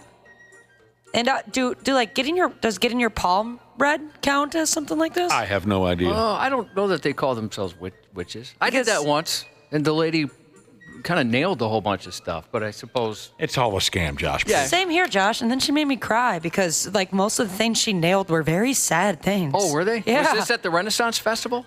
No, it was at the end of the year party in high school. Yeah. All I can tell you is when we walked into this house, I hit record on the thing, whatever you call that instrument that radio people use to record things. They turned down the lights, big seance. We're going to try to bring some dead bastard back from the afterlife, and nothing, absolutely nothing happened for hours. And I hated myself. I still hate myself. You know those guys like in that situation where they're kind of loud about how skeptical they are or how BS this whole thing is, and you can tell secretly on the inside they're a little scared? Yeah. Well, maybe that's me. That's me. Oh, is that you? Me. Because yes. On the inside, I'm still a little like, okay, what if there is something to this? Or, okay, that was a little creepy. I Whatever can the understand situation that. is. I can understand. I don't mind people not believing in that stuff, but when you're like, trying to get into the spooky vibe and there's always like a D-bag that's like, this isn't real. I'm like, dude, shut up. You're ruining it for everybody else. Well, for the record, Ashley, I kept my mouth shut the entire time at this stupid seance where nothing happened. Good for you. Yeah, It's like a magic show when the dude's just ruining it. You're just trying to have fun there. You know it's not real, but then some guy's like, oh, trick mirror, he's got that. Oh, are you serious? Somebody would do that? Oh, man, I've never seen that before. Oh, yeah. I've heard like hecklers at comedy shows, but not the magic show. Yeah, it's like, dude, shut up. Well, you and I, Nick, we've seen a couple of hypnotists that there's something to what they're doing. They've got some sort of power over people. hypnotists proved me wrong a number of years ago. But still, I don't buy fortune tellers and palm readers and all that stuff. I don't. Like those. But you're right about the hypnotist guy. We saw some things that you can't make up. There's no way. Like you've said before, this hypnotist hypnotized a couple of our coworkers. We knew these people very, very well. There was no way they had that level of acting skills to where this was a gimmick. It was real. Yeah, that was legit. Yeah. I was hypnotized before, and trust me, it's 100% real. I had absolutely no control over my body. It was terrifying. Was it one of those? Was it like one of those dreams where you're kind of aware things are going on, but you're not controlling it, or? Yeah, absolutely. So you were aware of what was happening. It wasn't like you blacked out and somebody had to explain it afterwards. Yeah, I was aware. And then people that were watching me in the crowd when this was happening, they were like, because one of the bits was he made you really hot and sweaty and then made you really cold. And I guess when I was really hot and sweaty, my whole face just got like bright beet red, and you could tell I was like anxious and nervous. So we're talking about witchy stuff here. Witchy stuff. One of our listeners sits on baby's sheezes. She says witchy stuff is, quote, her jam. Oh yeah, she digs it, huh? Yeah. I don't know. Should I blow through this last one, Josh, or should we just move on with our lives? It's Friday. Why not? Finally, over there in flippin' Italy, folks are running hot. They're pissed about a new board game where the goal of the game is to become a murderous mob boss. So Grand Theft Auto video game or board game? Pretty much. Folks say that a game like this is offensive and disrespectful to the families of those who have been murdered by the real mob over the years in Italy. And I can understand a little bit of that. I've actually seen quite a few different stories that people in Italy, and this is just reading articles, so I don't know how prevalent it is, they want to get away from that stereotype. They're like, hey, we're not all mafioso here. Right. Can you ditch that stereotype? Right. The board game is called... Or we're going to put a hit on you and your family. They followed up with that. This new board game is called La Familia, The Great Mafia War. If you play the game, you can forge alliances, set up drug labs, and murder each other's foot soldiers with the help of weapons such as car bombs in order to win. It's very popular. It's won awards. But there's a lot of people who don't appreciate the vibe of the game, glorifying mob life and all the violence that comes along with it. That sounds fun. The game is said to be inspired by the brutal battle waged by the Sicilian Corleonesi clan in the 1980s. Thousands of people died, including innocent people. So one person over there in Italy said, I don't understand how anyone came up with a game like this. The mafia has only created death in Sicily and Italy. Same lady also said that the game was an insult to all those who lost their lives serving the state. And I think they mean cops and such. Italian politicians are against the game, too. Again, I understand where these folks are coming from. At the same time, people have to understand and appreciate the difference between fantasy and reality. But again, I go back to this. I've mentioned this before. I've always hated seeing people walk around with Charles Manson's face on their T-shirt. Why glorify that effing lunatic? So, I can sort of understand where these Italians are coming from. I've yet to see a Jeffrey Dahmer T-shirt or a Ted Bundy T-shirt. They're probably out there. Oh, yeah, they are. But that's just not funny to me. These are people that violently killed innocent folks, permanently destroyed families forever. So I can see how some of this stuff can hit too close to home. I don't get how that's cool or badass to wear a Charles Manson T-shirt. I've never understood that gimmick. I'm with you. So there you go. Are you sure it was a Charles Manson T-shirt and not a Rob Zombie T-shirt? Because, boy, does Rob Zombie want to look like Charles Manson. Oh, damn. Yeah, good question. Sports on the 93X Half-Assed Morning Show. Final 10 seconds. Gallagher off the stick of Fleury. Rossi has it, and Fleury records a shutout in his last stop in Montreal. Look at this moment. Mm-hmm. Oh, it was a beautiful thing. You're happy for the guy, aren't you, Josh? Yeah, I love that guy. Marc-Andre Fleury goes back to his hometown of Montreal for likely the final time because he's going to retire after this hockey season. And he gets the shutout. And the Pigs beat Les Habitants 3-0, 4-0 if you count empty net goals. Marc-Andre Fleury, I'll be damned. Friends and family in the audience? I'm sure. Side piece after side piece? No, maybe sitting not. in a suite? That might not be true. He got a suite for each separate. There's none left. They have enough suites in the building? They do. They got plenty up there in Montreal. It's Canada. Wolves put up 138 damn points last night and beat the Utah Jazz. Later on this morning, we're going to be talking to Andrew DePaola. Andrew's going to... Huh? Oh, no. Andrew DePaola is a cone. I agree. He's going to be checking in with us later live from Orlando, Florida. He's involved in the Pro Bowl games, and you said last night he was live on television doing something. He was playing dodgeball, and he had a good showing. And he did. We're going to talk to Depot all about the Pro Bowl, this and that, because he's there, and he's kicking everyone's ass at dodgeball. And they got so many different events. I don't know what else he's going to be involved in. We'll ask him. Real quick, let's pile on, some more fuel to the fire. When it comes to the anti-Kansas City Chiefs, movement. We're all burned out on the Chiefs and the characters that play for the Chiefs and their fans and everything. And unfortunately, they're going to be part of the worst Super Bowl ever next week. A little more fuel for the fire, I guess is maybe how you'd say this. Now, a lot of people are burned out strictly on Patrick Mahomes' haircut. And I've heard it. You guys, I think, have said it before. It's been referred to as a broccoli haircut. Yes. Yep. I heard an alternate term for a broccoli haircut that I hope maybe gains some steam. What do you guys think? People online were calling it alpaca hair.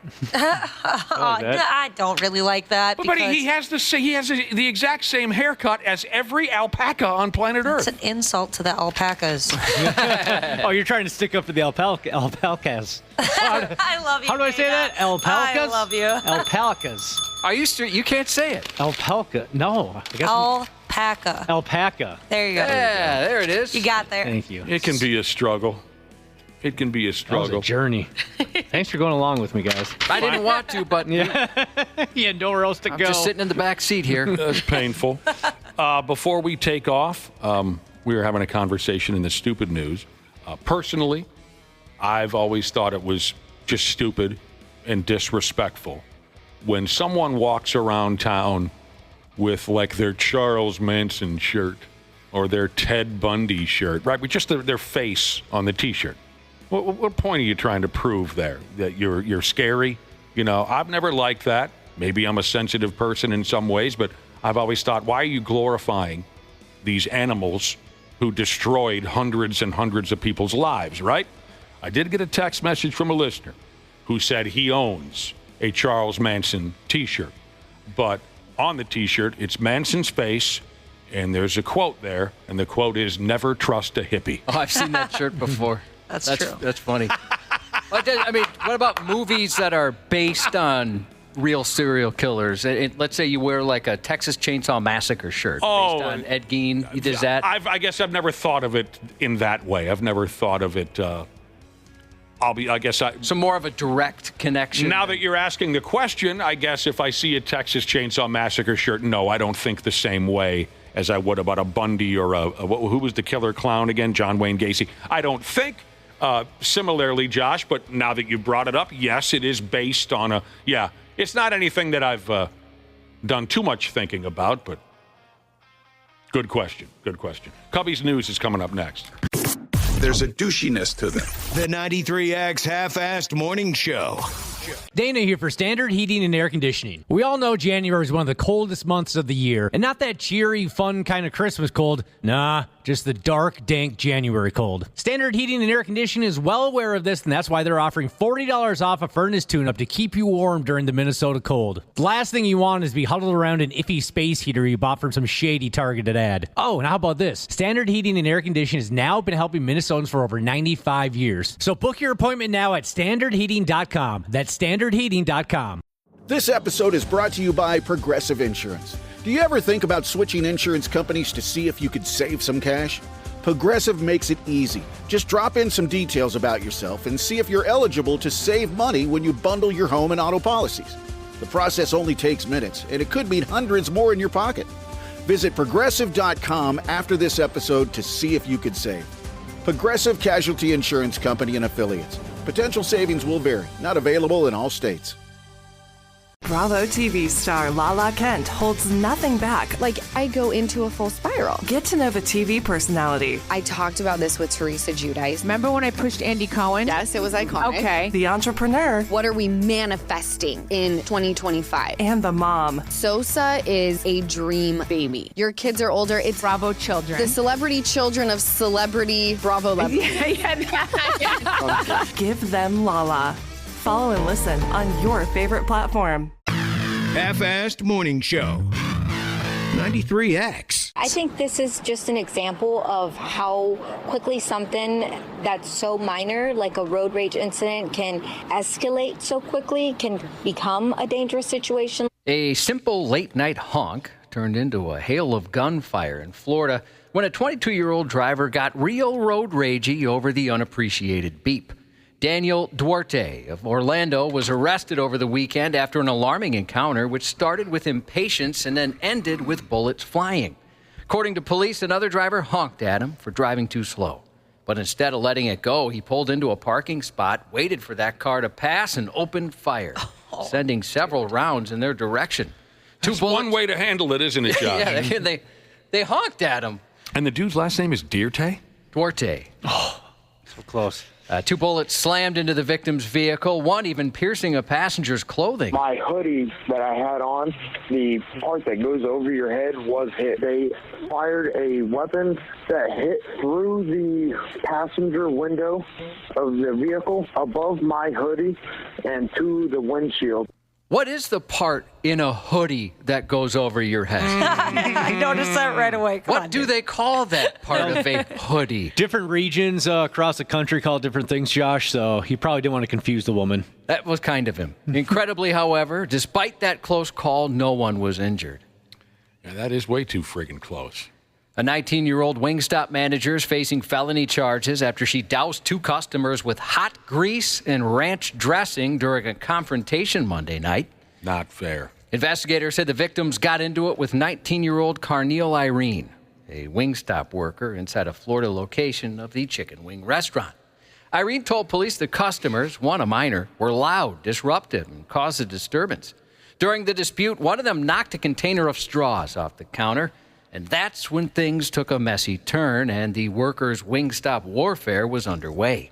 Cops say Irene first launched ranch dressing at the customer before heading to the kitchen, grabbing a bucket of hot grease and throwing that at him. Well, that could kill a guy. Yeah, it could really hurt. Security footage shows someone trying to hold Irene back, but she pushed forward and flung the liquid anyway. The victim said the grease burned on impact, leaving their skin shiny and blistered.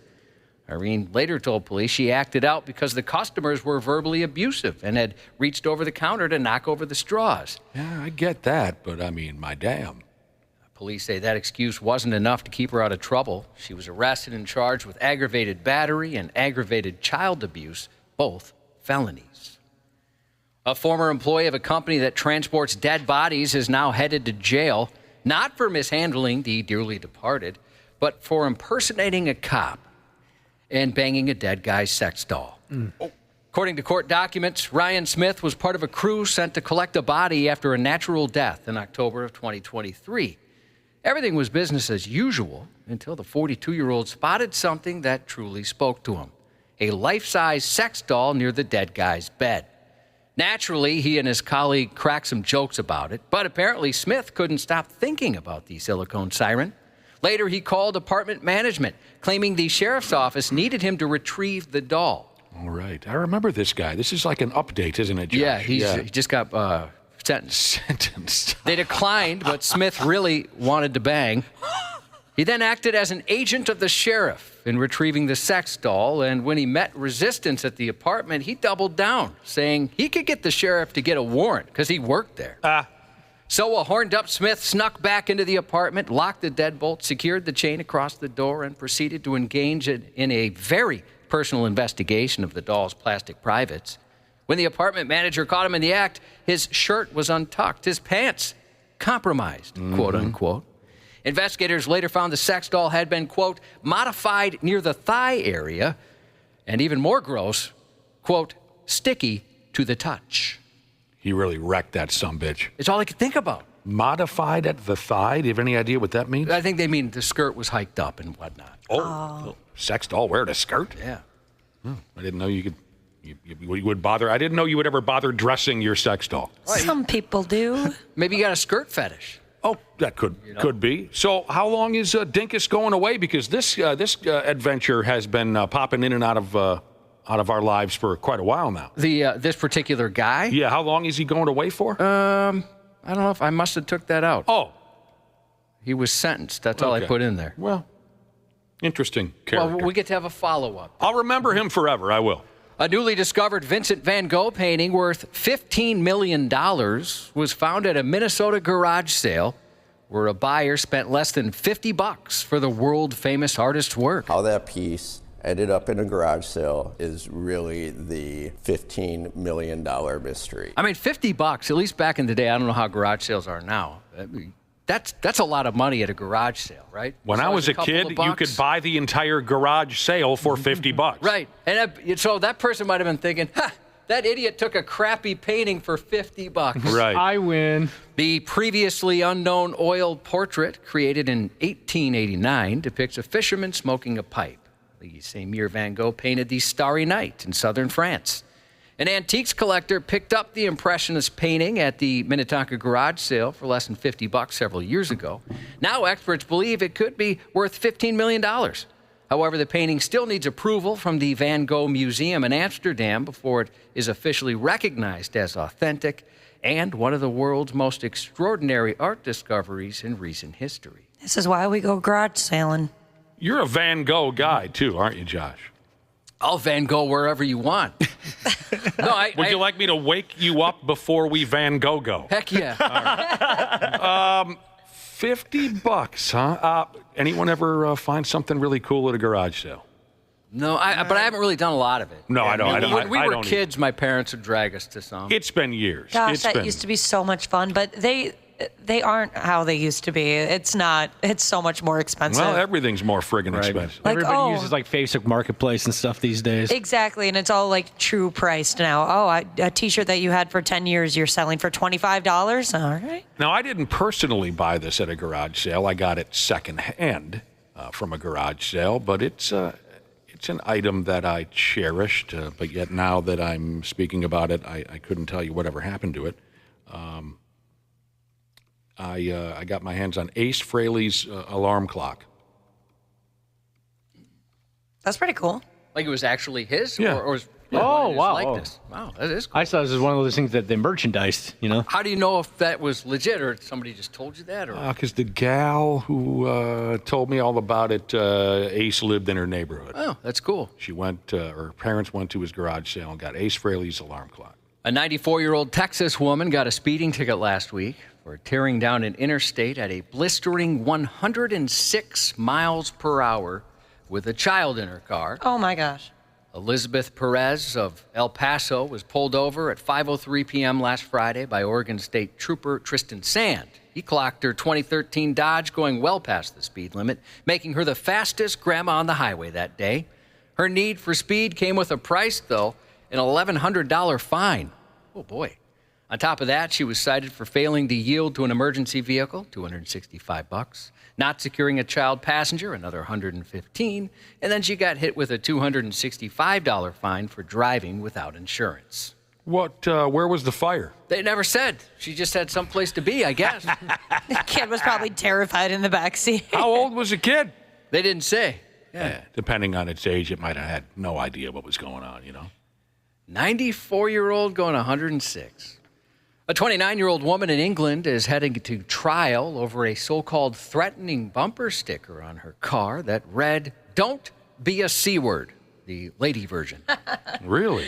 I love that. Yeah, despite what I thought was a phrase beloved, as part as British banter, I thought they loved that there. Well, it's very common. Yeah. So they just kind of throw that out there like, They do. At least in TV and movies. So you're surprised this lady would face this type of punishment? Then? Yeah, and they're calling it threatening. Oh, okay. So they said it was threatening, and it could cause harassment, alarm, or distress.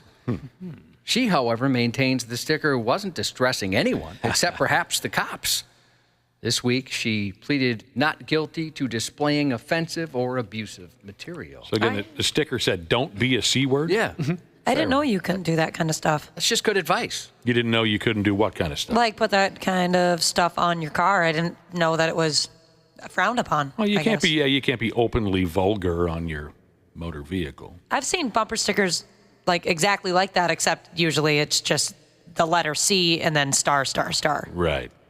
I got faced at Donnie's Chug-a-Lug, that kind of thing. Yeah. A Florida man learned the hard way that his ankle monitor isn't a get-out-of-jail-free card. Oh, God, it would suck when this lesson sank in, I bet, for this guy. Polk County deputies were investigating a car crash 9:30 p.m. Tuesday when 23-year-old Sebastian Angel Suarez strolled onto the scene, apparently eager to get involved. "Yo, what the F happened?" he blurted to a deputy. The officer, still in the middle of his investigation, gave a straight answer. "I'm investigating a crash." The man shot back. "No S. A car crash happened." "Who hit who?" he asked, creeping closer, getting within arm's reach of the deputy, who told him to step back onto the sidewalk and wait, which should have been the end of it, but it wasn't. "F you!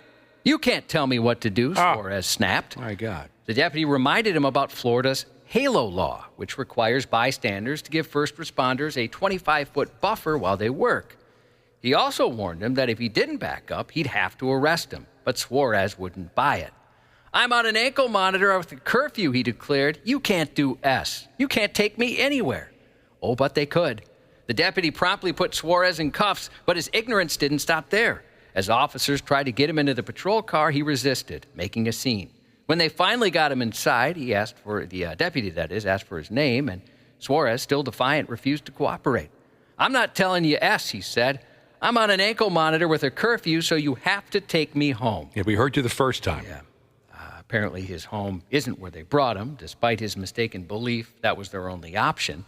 Instead, he was booked into jail, facing charges of resisting an officer without violence, interfering with a first responder, and violating his probation. All because he was nosy. Is that all that?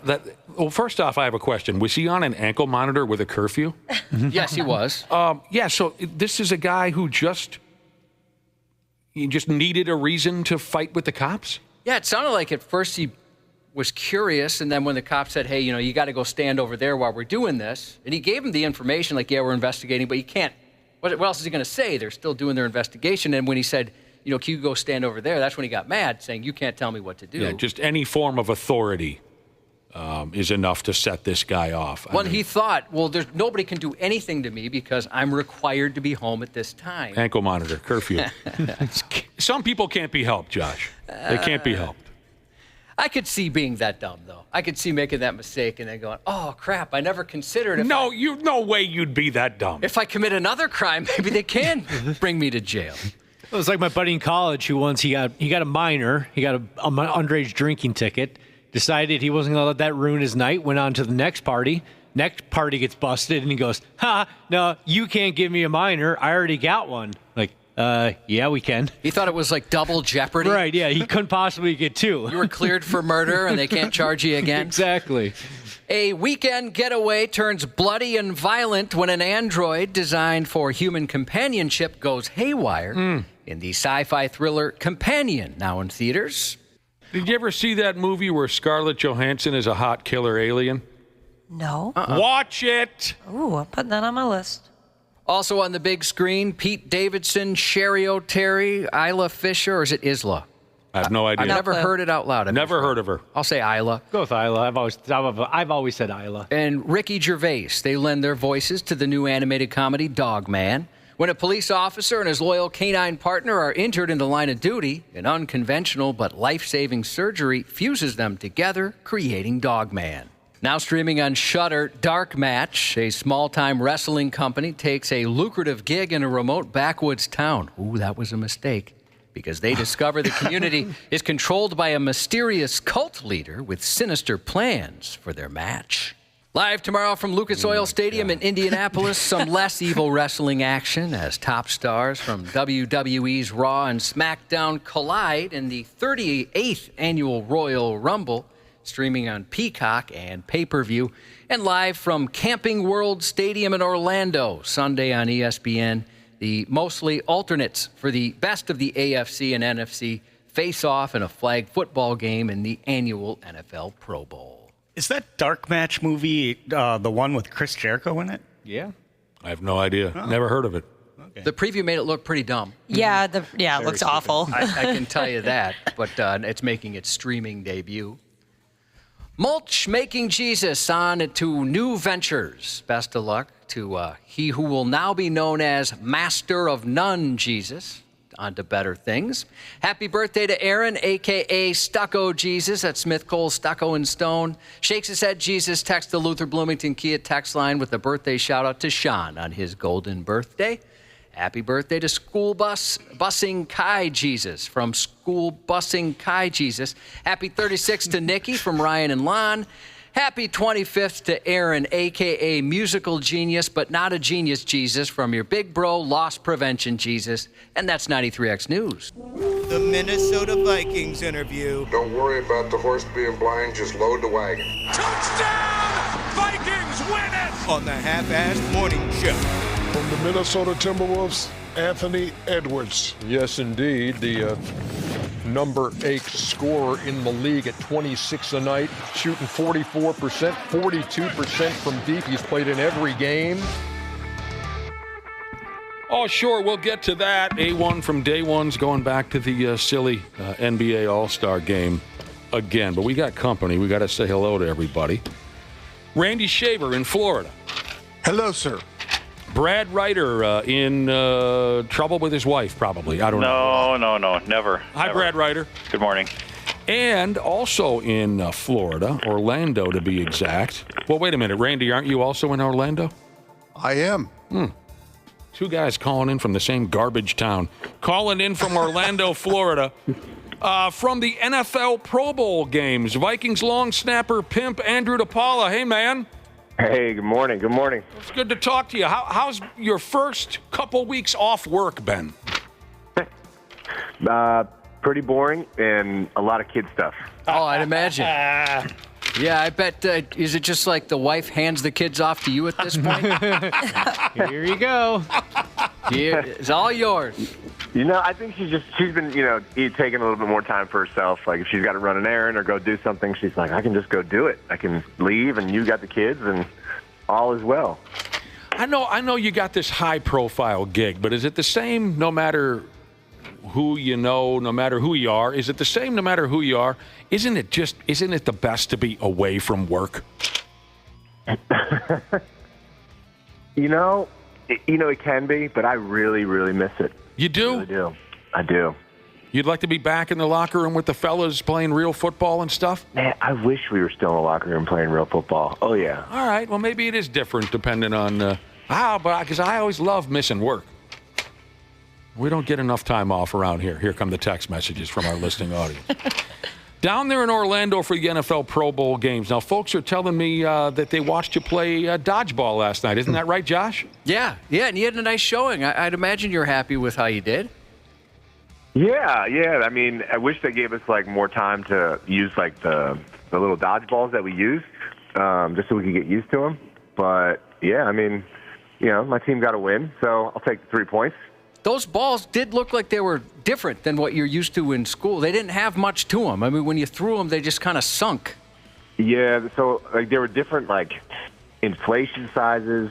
Some of them were real, deflated. Others were a little bit more pumped up. It was just hard to get the same grip on all of them. And then when you threw them, it was like right into the ground. Oh, no, is there a Deflategate controversy at the dodgeball competition? They did nosedive. There's a couple controversies going on out here. I need to call somebody in. Was that live, or did you guys tape that? That was live. We did that last night. Yeah, that looked pretty fun. All right. It was a good time. It sounds like a good time. Randy Shaver down in Orlando, Florida as well, on vacation with his family. Are you two guys going to get together and have a few beers or what? Oh, Andrew doesn't have time for me. You don't think? Well, that is true. That is true. I am jam-packed with a bunch of stuff. Did you make it? We probably should have tried. Let me ask you, did you make it to Peppa Pig? That's today. Today's Peppa Pig. Yeah. Today. Never thought I'd hear that. I don't understand that noise at all coming out of Randy. Randy Shaver, tell him all about this. You already went there. I sent him some pictures. I did a little reconnaissance. All I'll say is, Andrew, it is legit. If your kids like Peppa Pig, they're going to love this place. You guys? I think did Peppa come out and take pictures? Oh yes. Over there? Oh yes. Heck yeah. Oh yeah. So I mean, we were very worried that my granddaughter, who's only 2, would be scared of her, and she was to begin with.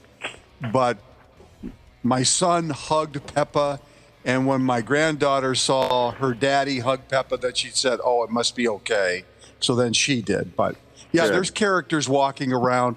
The park, you're going to be pleasantly surprised. It is a really nice setup. It's very nice. Is it a part of Disney, or is it something different? No, it's down in Winter Haven, and it's connected to Legoland. They're not. One price doesn't cover both, but if your kids are into both, I'm sure it's a full day of activities. But again, my first thought was, this is going to be kind of rinky-dink and whatever. Not that case. It's very, very, very nice. I hope it's a big payoff for you, Andrew, because all we've been talking about all week is the Peppa Pig fun park. I want to go. I'm looking forward to it. I really am. I think the kids are going to really. Good. And then, do you have further events you have to compete in now after you take the kids on a trip to Peppa Pig World? So today we're doing Peppa Pig World, and then tonight is like the Universal night. They shut down Universal Studios, and then we get to go in, run amok, run around, awesome. Ride all the rides, eat all the food.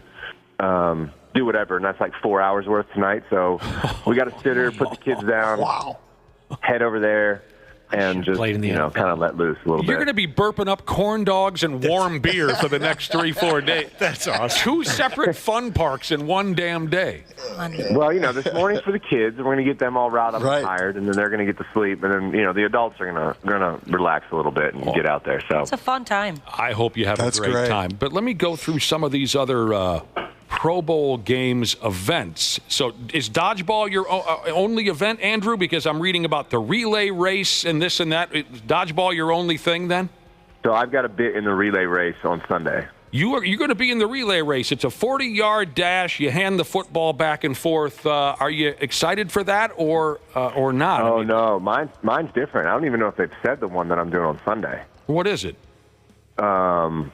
All right, well, hopefully I can tell you. But it's like, I think there's 5 or 6 of us, and we all have like different legs of the relay. So like the kicker's going to go, and he's got to hit like a couple things, and then the next guy goes. So then my part is I'm up, I snap, I have to knock over bowling pins.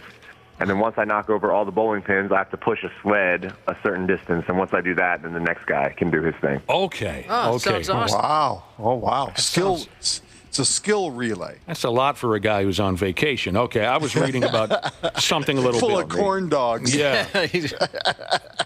Maybe. You're telling me. What about tug of war? I bet you would prefer that over all this running around and whatnot. The tug of war, you're not invited to that one? I was invited to tug of war, nope. 5 players from each conference compete in a traditional tug of war above a foam pit. Okay. Had you met some of the other competitors or people in your team before playing dodgeball yesterday? Did you know all those guys? Most of them. Yeah, I mean, I know who everyone is, and then it's a couple guys I've known just from being here. The past 2 years, getting to know them and then playing against them or playing with them. So I know like a decent amount of the guys here. So then you'll have fun hanging out with them tonight then. Yeah, it's a great group. And I think I've explained this before, but the cool thing is coming out here, like everyone's here. Like we're all football players, but like there's no, we're not competing against each other for our job. This is out here just to have fun, give a show for the fans.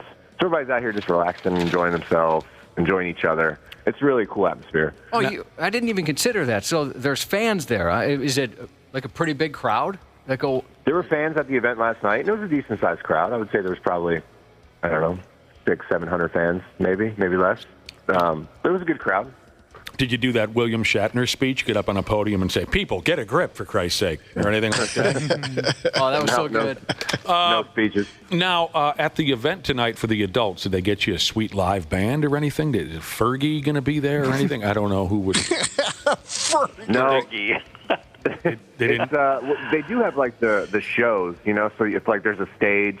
Every 15 minutes there'll be like a show, like Universal will put on a show or whoever. So I think like when you go to like Harry Potter World, they'll do like a little show with like the characters and they'll do their thing. Harry Potter World. Oh, I want to go there so bad, dude. Yeah, that'd be pretty cool. I'll be damned. We're talking with Andrew DePaola, Vikings long snapper, down there for his third consecutive Pro Bowl. Did I get that right? Third consecutive? Yeah. Yep. Brad Ryder. What is the record for a long snapper? Maybe you don't know. Oh, Christ. As far as the most Pro Bowls or consecutive Pro Bowls? The record's 3 now. Yeah, I was going to say, I thought you said it. I thought I heard that. Yeah, the record it's 3 consecutive, and I just got that. And I think the most Pro Bowls by a long snapper might be 5. That's pretty good. That's the record, 5? 5 and then 3 consecutive. So you set the record for consecutive. Oh, okay. That's awesome. For consecutive. Yeah, congratulations on that again. That's great. Thank you. Thank you. What else was I reading about for the Pro Bowl? There's also a competition called Helmet Harmony. Mm-hmm. And this is where players answer questions to test their knowledge of their teammates. How well do you think you'd fare in that type of a competition? Like if someone asked you, Willie Reichert, the kicker, if someone asked you what his favorite color was or something like that, would you know these things about your teammates? Yeah, I mean, Will, for sure. Yeah, Will or Ryan, the specialist, definitely. I spend way too much time with them, so I know things that I probably couldn't even say on the show. Anyone want to quiz me on my coworkers? See how I do? Yeah, I got. What's the name of our board op? The name of our board op? Yeah, the one he runs the board and he has for years. It's is Timmy? Nope, not even close. Not Timmy, no. Jimmy. He goes by his last name, if that's Timmy. I know, Timmy. Wapple. Ask me what Ashley's favorite color is. What's Ashley's favorite color? Blood. Yeah, she does. Correct. And then what's Dana's favorite animal? It came up on the show today. It's also a haircut. Oh, God. Oh, yeah. His favorite animal is an alpaca. He loves alpacas.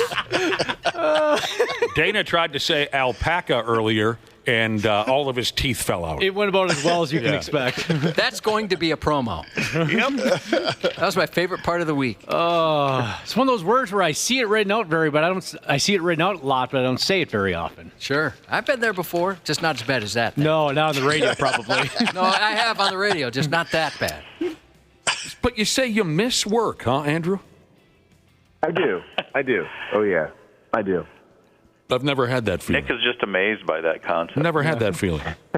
I miss, being in the locker room with the guys, preparing for something, getting ready, watching film, breaking down a player. It's addicting. It's great. It's cool. I love it. I get it. Yeah, I get that. There's as my dad used to say, there's a camaraderie involved. There's a level of camaraderie. But there's got to be something you don't miss. Traveling. Well, here we go. You already traveled down to Florida. What about the travel aspect? Well, but you don't travel that often, though. It's not like a basketball player. Football's pretty easy. Yeah, you're right, Brad. Yeah. It's not like basketball or hockey. Right.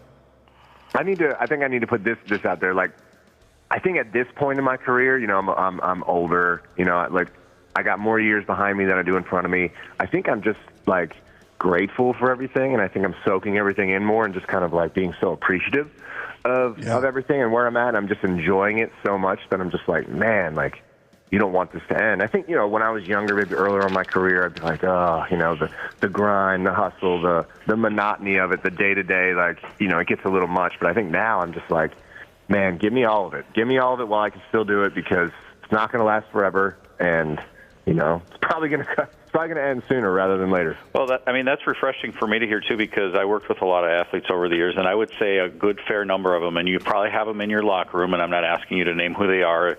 They dread that stuff. They dread going to work. They treat it like a job. It's good to hear that you don't treat it that way. It is. Yeah, there's a handful of those guys. I think not really so much on our team, because I think we have a really good core of guys, and we have a really good team. But I have been on teams where guys are like, only 3 weeks left. And I'm like, well, we kind of still have a shot here, buddy. Like,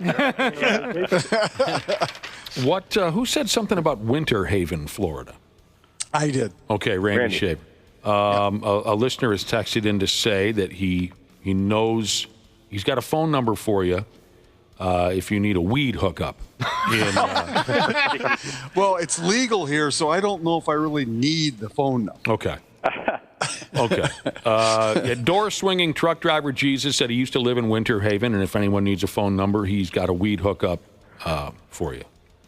That's like needing a bookie in Vegas. I mean, why? Yeah, exactly. I didn't know it was legalized there. Yeah, I didn't either. I don't follow such things. Legal weed, huh? What's the hotel room you're staying at smell like, Andrew?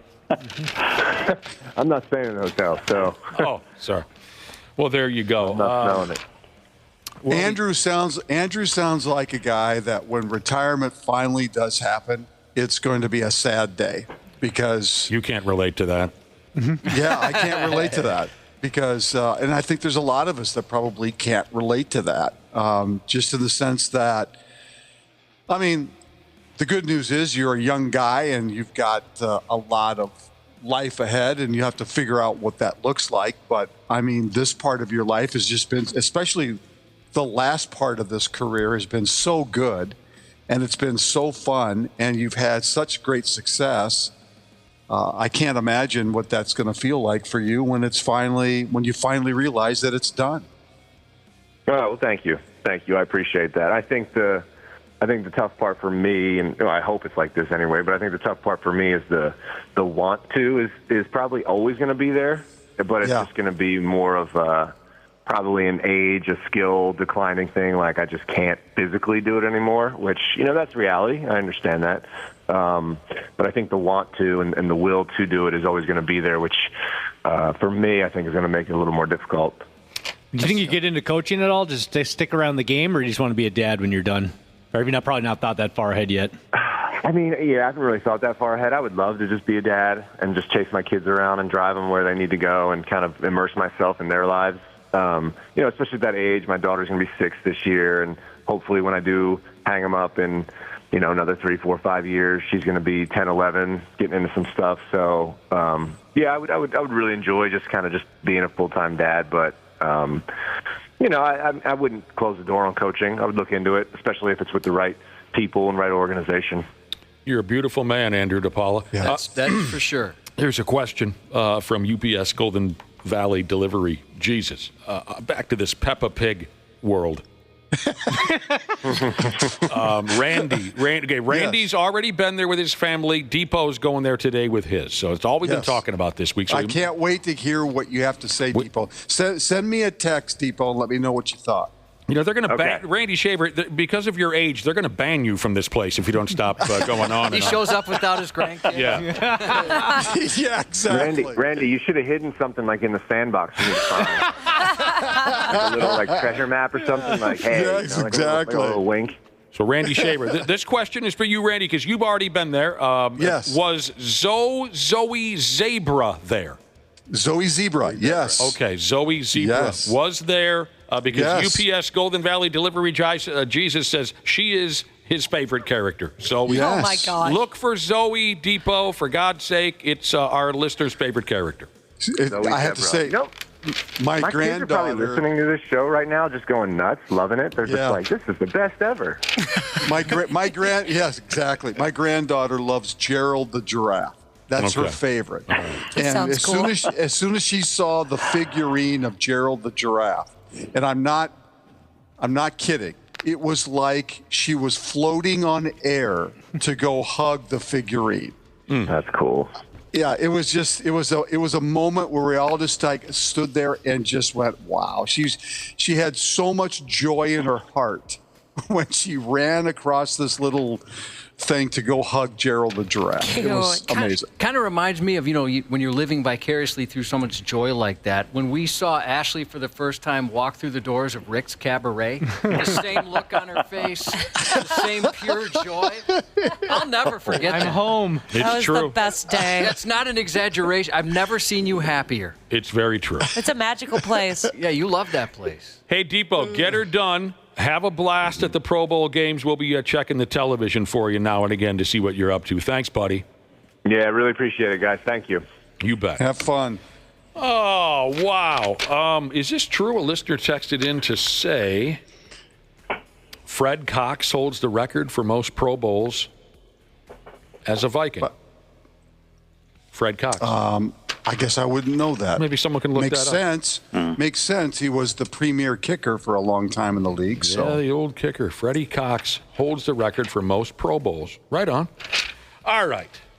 There's plenty more going on around here, gentlemen. Plenty more going on. Randy Shaver, you'll love this. And whoever finds the Fred Cox information, holler at me when you get a minute.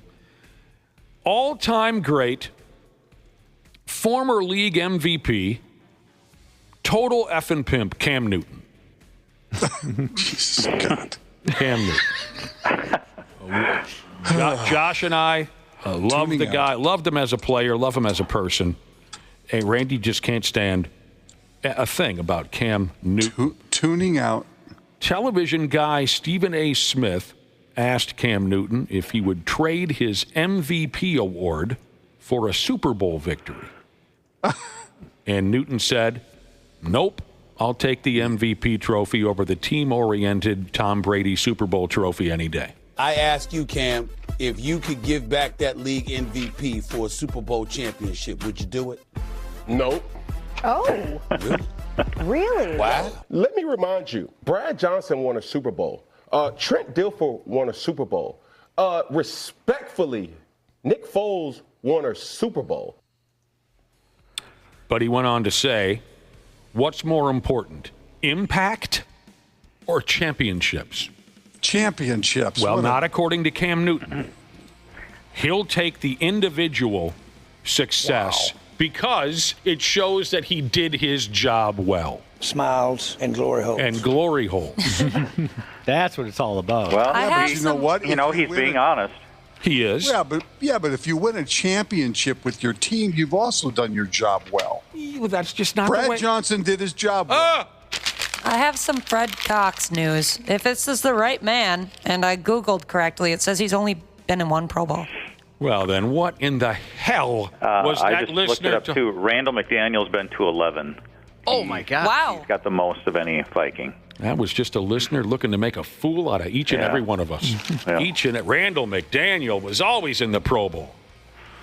Well, Cam Newton chooses individual. He chooses individual success over team success. That's kind of why I like the guy. All right. Unfortunately, there are a couple of deep, dark scandals to talk about. I didn't really want to bring this up on a Friday, but there's not a hell of a lot else going on. Terrible allegations being leveled at Justin Tucker, 5-time All-Pro kicker for the Baltimore Raven. A lengthy article was published yesterday talking about past inappropriate behavior from Tucker at massage parlors. Yuck. That's really disappointing. I thought that guy was really likable. But apparently this has been kind of a rumor about the guy for a long time. I'd never heard that before. Right. Have you? Have you ever heard? No, but I... Like illegal activity or just he was being a Richard? Inappropriate sexual behavior is the verbiage they use, Brad Ryder. Okay.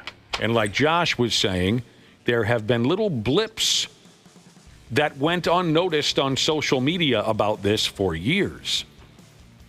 6 different massage therapists in the Baltimore area have accused Justin Tucker of inappropriate sexual behavior. He's reportedly been banned by 2 spas because of his behavior. Oh, that's a lot. What does he say? Absolutely false. Okay. So who effing knows? I mean, have you ever known of somebody to be accused of something like this and just immediately been like, yeah, you got me, you're right? True. Now, unfortunately, the allegations immediately called up comparisons to Deshaun Watson, who's facing lawsuits from multiple women over similar accusations. Of course, Watson ended up being suspended by the NFL. So, God knows where this is going to go. Wasn't the New England Patriots owner also involved in something with massage parlors? Yes. Yep. Down in Florida. Yeah. Okay. A few years ago, Robert Kraft. They call it the craft now, like the happy ending. I've heard people say. Oh. Call it the craft. Yeah, apparently they were dumping handies on him. Anyway, of all people, now, again, with this Justin Tucker thing, who knows what's true, who knows what's false. But of all people, former NFL wide receiver Antonio Brown got involved in this mess. Oh, my God. He's my moral compass. Yeah. I always wait for him to say something before I can form an opinion of my own. He's a great guy to be a moral compass. Now, Antonio Brown got involved on social media. He shared a post on Twitter that included an AI-generated photo of Justin Tucker shaking hands with Deshaun Watson. And the caption gave the kicker a new name. Antonio Brown refers to him as Justin Tugger. This guy. Well, you could have gone back to the drawing board on that one a few more times. I was actually more impressed than I thought. That was better than I thought he'd come. Yeah, well, where else would you go with that? Yeah, I don't know. Well, get back to us, because I really like Justin Tugger. I thought that was pretty good. Yeah. Like I said, I assumed it was going to be a lot more dumb than that. Of course, it's weird seeing Antonio Brown call someone else out for their behavior. Exactly. But whatever. I wouldn't say he's the moral compass. I would say he's the moron compass. Oh! Yeah, usually whatever he says, you just want to go with whatever the opposite is. He's troubled. Troubled. Like I said, I didn't want to bring it up, but it is what it is. And we got another scandalous story coming up here shortly. But first, let's all feel good for Pigs goaltender Marc-Andre Fleury. He made 19 saves for his first shutout of the season last night in likely his final game in his hometown of Montreal. He helped the boys beat the Habs 3-0. 4 if you count empty net goals. That's a storybook finish. Final 10 seconds. Gallagher off the stick of Fleury. Rossi has it, and Fleury records a shutout in his last stop in Montreal. Look at this moment. All right, someone Googled the Vikings Pro Bowl leader, and we got to correct ourselves again. It wasn't Fred Cox. It wasn't, don't tell me, because we just said it a couple minutes ago. Don't tell me, I said. You always tell me when I say don't tell me. Yeah, but when you say don't tell me, you really want me to tell you. But I really don't. I don't. To set the record straight, the Viking who's made the most appearances in the Pro Bowl, Josh, is apparently a man named Wang Kerr. Wayne Kerr? Yes.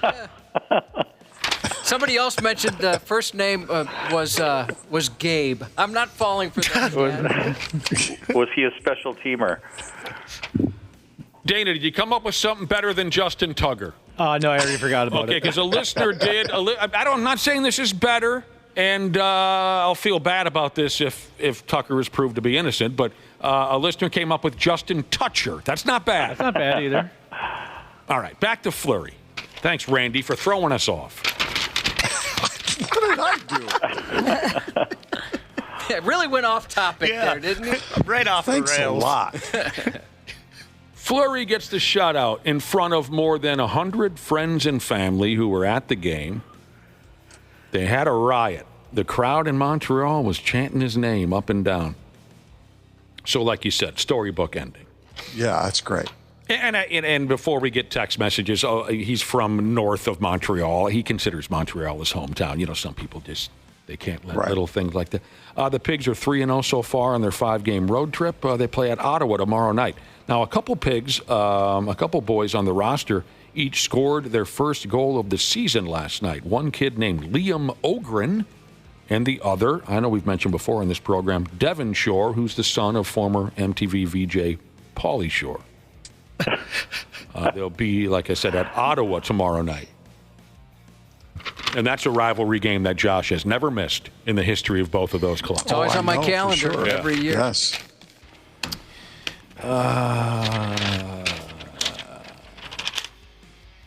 Now, a lot of you are sending in these, fake names because you want us to say them out loud because they sound sexual. And a couple of them I don't get. Oh. Careful, though. Yeah, no, Randy. That's why I'm pausing. I'm trying to. Yes, careful. Yeah, there's one that took me a little bit to understand. Dan? No, Dane. Dane? Dane Gleesack. Dane Gleesack? Yeah. That's a terrible reach. I appreciate the effort. People who are sending in names like Bustin, Nutter, and things like that. But some of these are a terrible reach, and you should save it. Dane Gleesack is not. That's. There might be an actual guy named Dane Gleesack. Maybe there is.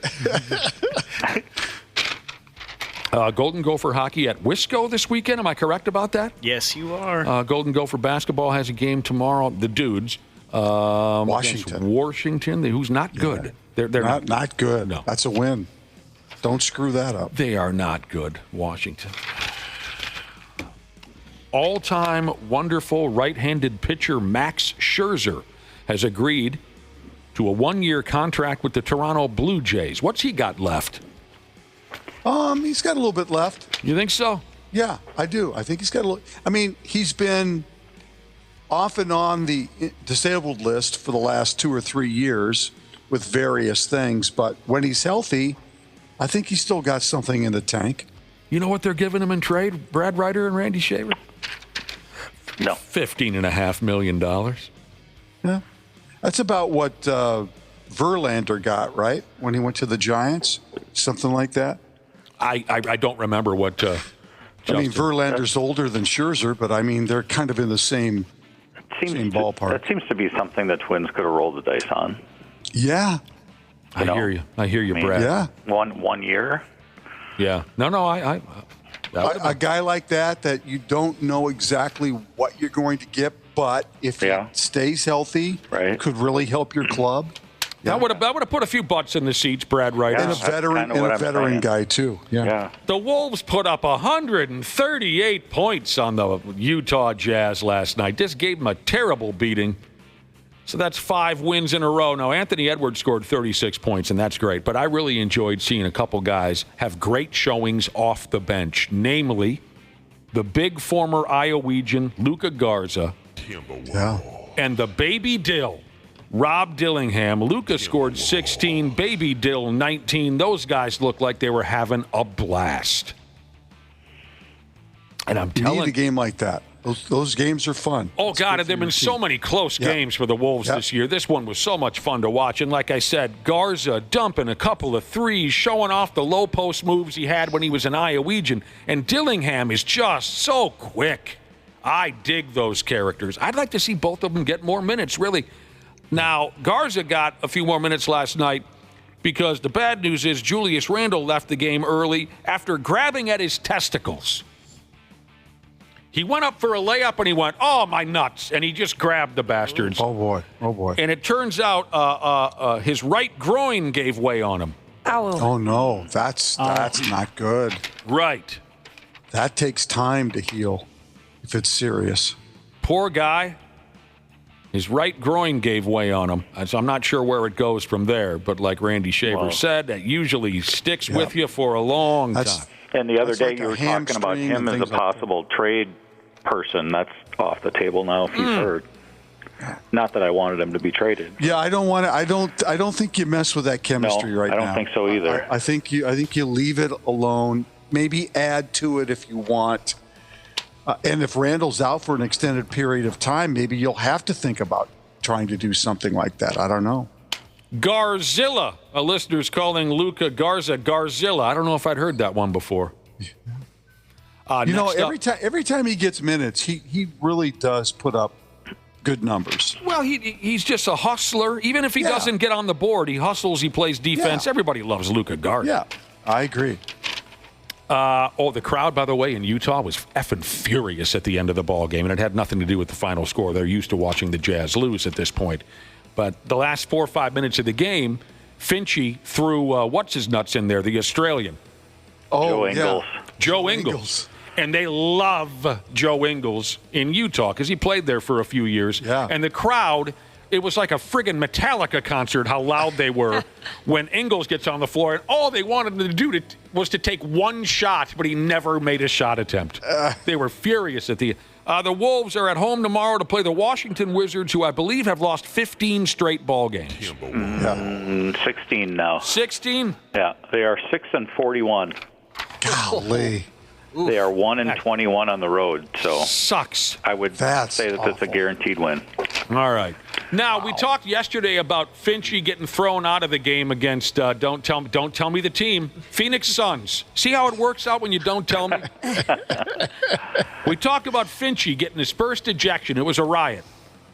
We've found out now what he said to the referees, which led to him getting thrown smooth out of the ball game. He called the officiating crew, I love this, bozos. Oh, God. Ouch. That's like when Janelle threatened to give somebody a knuckle sandwich.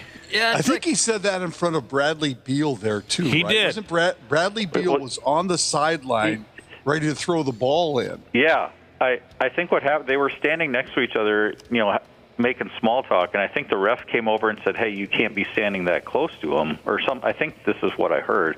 You can't be standing that close to him when I'm giving him the ball to throw in, and they kind of looked at each other like, okay, whatever. Yeah. And then when the ref turned away, that's when he called them bozos, I think. Yeah, bozos was the word that made this ref throw him out of the ballgame. And Finchy went nuts because he never thought the word bozos would get him thrown out of it. Oh, my God. Somebody needs to make a T-shirt with referee with bozos on them. I bet it's like already... soda stick or something. Yeah. Randy Shaver, it's probably already been done. That's awesome. But when we talked about it yesterday, Randy, you mentioned that Finch had a bad day all day Wednesday leading up to the ball game. He was in a bad mood all day. Oh, yeah. He had really kind of chewed them, I guess, in shoot-around. Yeah. Even though the team's been on this streak, right? Yeah. So. He went off on him after the previous win. Against Atlanta. Yes, he went off on him after that game, and then he went off on him during shoot-around, and so he's just been a little surly lately. So there's some great quotes from the Timberwolves that we didn't have at the ready yesterday, talking about Finch's bad mood all day Wednesday leading up to the game against Phoenix where he gets thrown out. Julius Randle said, You think he was nuts Wednesday night? You should have seen him this morning. Nikhil Alexander-Walker said, Finchy woke up choosing violence. I love that line. Anthony Edwards said, I think he went to sleep last night with violence on his mind. And he said, the way he did us in film today, meaning the way he chewed us out during our film session, Edwards said, particularly me, it was a tough day. So, yeah, he laid into the fellas. Well, I've been mildly critical of him before, but if he's doing this, and I would tend to believe maybe he is, if he's doing a little bit of this on purpose, because, like I said the other day, they've got 5 or 6 games coming up, they should win. They should win all of them. And if he's doing this to try to get them refocused to make sure that they do win all 5 of them, that's a good strategy. Yeah. Now, here's the other scandalous story for the day. And, we don't need to get terribly detailed if we don't feel like it, because it's not the most interesting subject in the world. I get it. Miami Heat point guard Terry Rozier is under investigation in connection to a sports betting scandal. These are the same investigators that went after Jonte Porter of the Toronto Raptors and gave him a lifetime ban over a gambling scandal a few months ago. Well, then they're not messing around. I think we're going to keep seeing more and more of these. You'd think so. Because gambling's such a damn thing now. Yeah, well, I mean, again, we've talked about this many times. The leagues themselves have embraced all this. And so when the leagues have embraced this, it's eventually it's going to find its way to the players. There were some red flags raised when Rozier was playing for the Charlotte Hornets, where there was an unusual amount of wagers on Rozier sucking before a game. You know what I mean? Everyone went the under on Rozier's statistic prop bets. Yep. And then in that particular game, early in the game, he left with a sore right foot after scoring only 5 points. Red flag. Gotta make it a little less obvious. Now, some colleges are wrapped up in this. They're saying there's a couple of colleges who are under the microscope, too. Where the hell did I have this? Temple. A particular player from Temple a few years ago named Fab Miller. Loyola, Maryland. Eastern Michigan. There's some other colleges wrapped up in this, too. So, I guess. Again, because this stuff is so prevalent out there now, and prop bets have become a big thing. It's not surprising. You're seeing some of this. In states where this is legal, you can do it right on your phone. I mean, so easy to do. This also, but I'm also saying, Brad, for the players themselves. That's what I'm saying involved. too. Yeah. This also shouldn't be a surprise to anyone. LeBron must have made a telephone call. Says here, the NBA is reportedly attempting to force LeBron's son, LeBronny James, into the upcoming All-Star Game weekend. Come on. Come on. What is the G League got their own separate thing? Well, didn't they used to have like a rookies and sophomore game? And so he's probably trying to wedge him into that game. Or that's just... Yes, it is so silly. But you guys all know this. The NBA All-Star Game is as good as dead. Yeah. For sure. It's terrible. Players don't care. So why should we fans? So the league trying anything to get someone to tune in and take it seriously. According to some jock sniffers, they're looking at any way they could squeeze LeBronny into the mix come All-Star weekend, and then they'll, put him on a team and put LeBron on a separate team, and then you got father and son, and everyone touches themselves over the sight of father and... We've already done that. That's over. Just stop. Yeah. That's hilarious. Absolutely hilarious.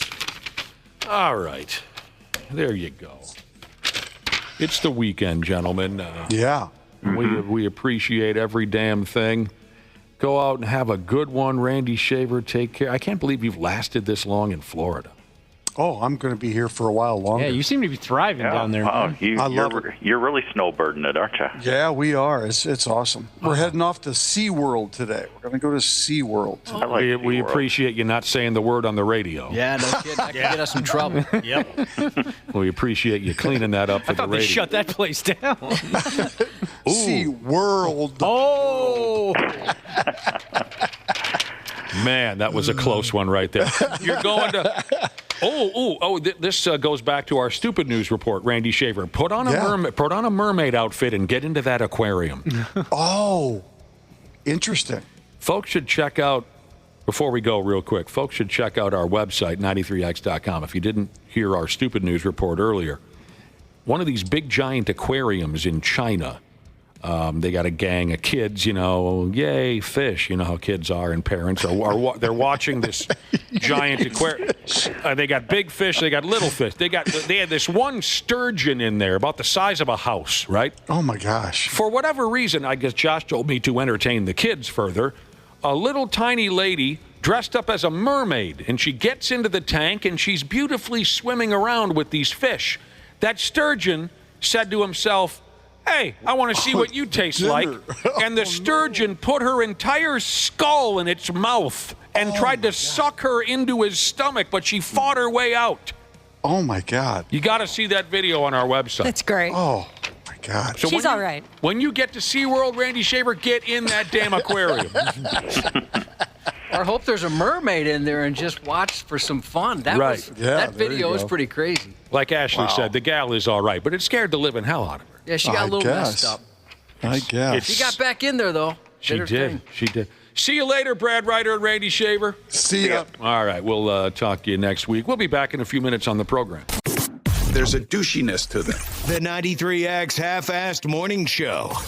Dana here for Standard Heating and Air Conditioning. We all know January is one of the coldest months of the year, and not that cheery, fun kind of Christmas cold. Nah, just the dark, dank January cold. Standard Heating and Air Conditioning is well aware of this, and that's why they're offering $40 off a furnace tune-up to keep you warm during the Minnesota cold. The last thing you want is to be huddled around an iffy space heater you bought from some shady targeted ad. Oh, and how about this? Standard Heating and Air Conditioning has now been helping Minnesotans for over 95 years. So book your appointment now at standardheating.com. That's standardheating.com.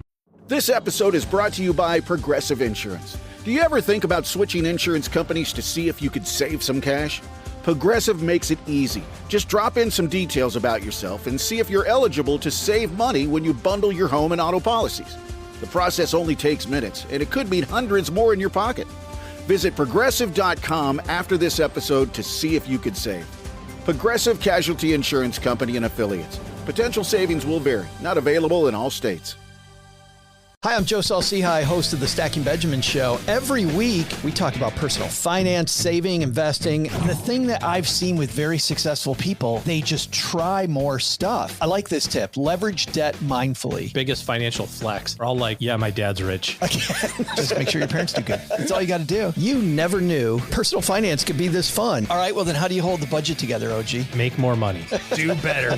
And scene. Stacking Benjamins. Follow and listen on your favorite platform. Half-Assed Morning Show. That escalated quickly. I mean, that really got out of hand fast. It jumped up a notch. It did, didn't it? Yeah, I stabbed a man in the heart. I saw that. Brick killed a guy. Did you throw a trident? Yeah, there were horses and a man on fire, and I killed a guy with a trident. On 93X. Welcome on back to the programski. It is 8:27 on the Half-Assed Morning Show. I can't believe how much time we've spent this week talking about Peppa Pig World in Florida. And the enthusiasm for it as well. That's where I wanted to go with that next. Okay, so if you're just tuning in, Randy Shaver's been down in Florida all week, for Christ's sake, and he took his grandkids to Peppa Pig World. Peppa Pig's some kind of a cartoon character, and he won't shut up about it.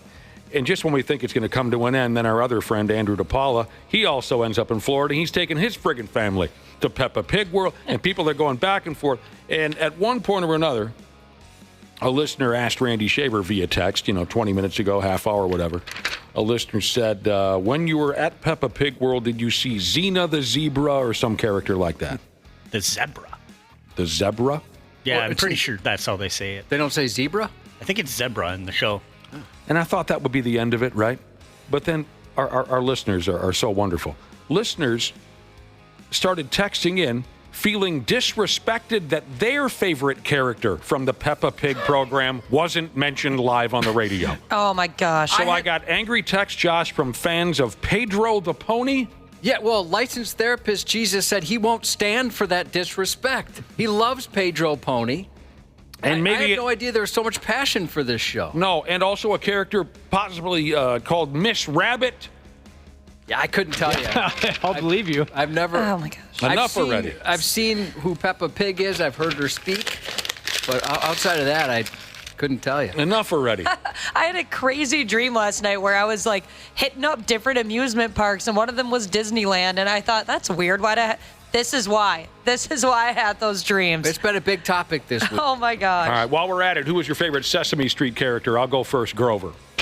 Oh, I love Grover. I don't know. I don't know if I could pick a favorite. I liked Oscar.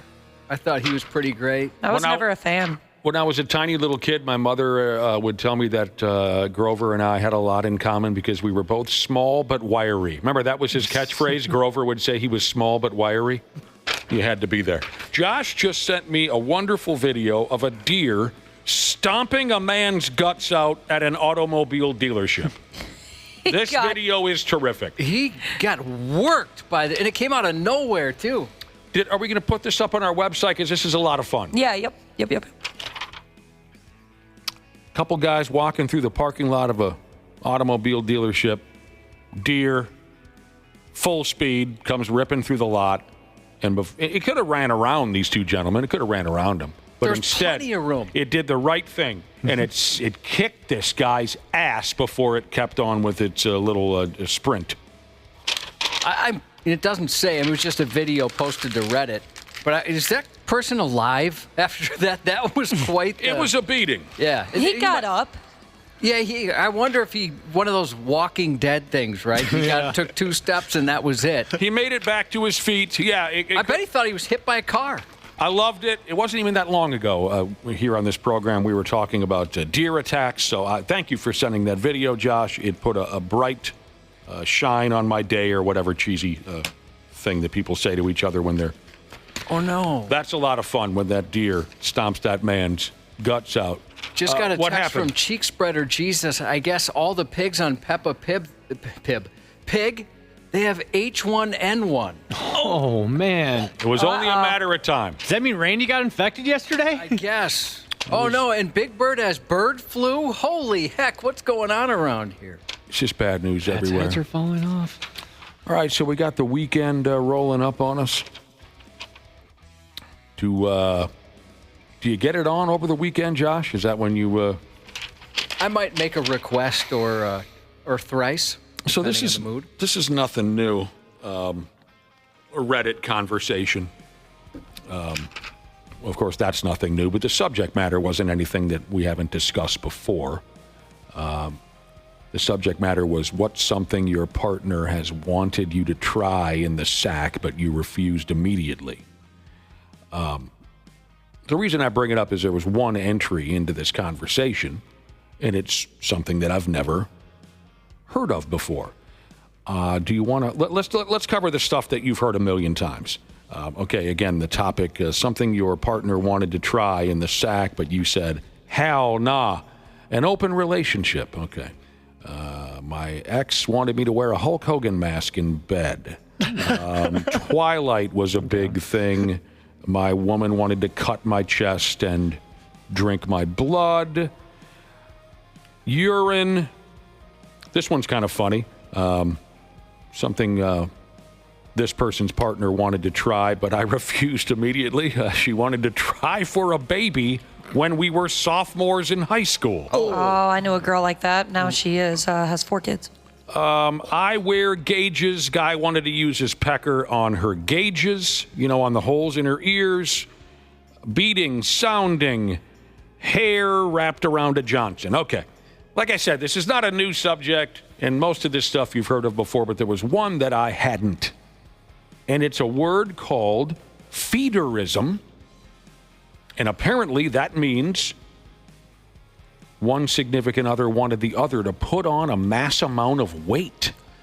Go ahead. This is very trendy on social media. I see these videos often of, people are into watching videos of people that started off skinny, and then they make these videos for years, and eventually they gain an astronomical amount of weight. And they make a lot of money off of doing this, but at what cost? Yeah, we've discussed this before. Oh, I don't recall, and I'm sorry. And it's in similar ways, right? Remember the videos. Sometimes it's like really petite, cute girls that they binge eat, and people love. I thought this was huge, maybe in Japan. I can't remember. We've talked about it before. But then, some of the same types of things where people want to watch folks put on weight over time. Okay. In these videos. I don't recall that past conversation. And obviously, that's not a request that you can fulfill quickly, like wearing a Hulk Hogan mask or urinating on someone. But that was one of the entries into this conversation. My partner wanted me to get involved in feederism, wanted me to gain 200 pounds. Oh.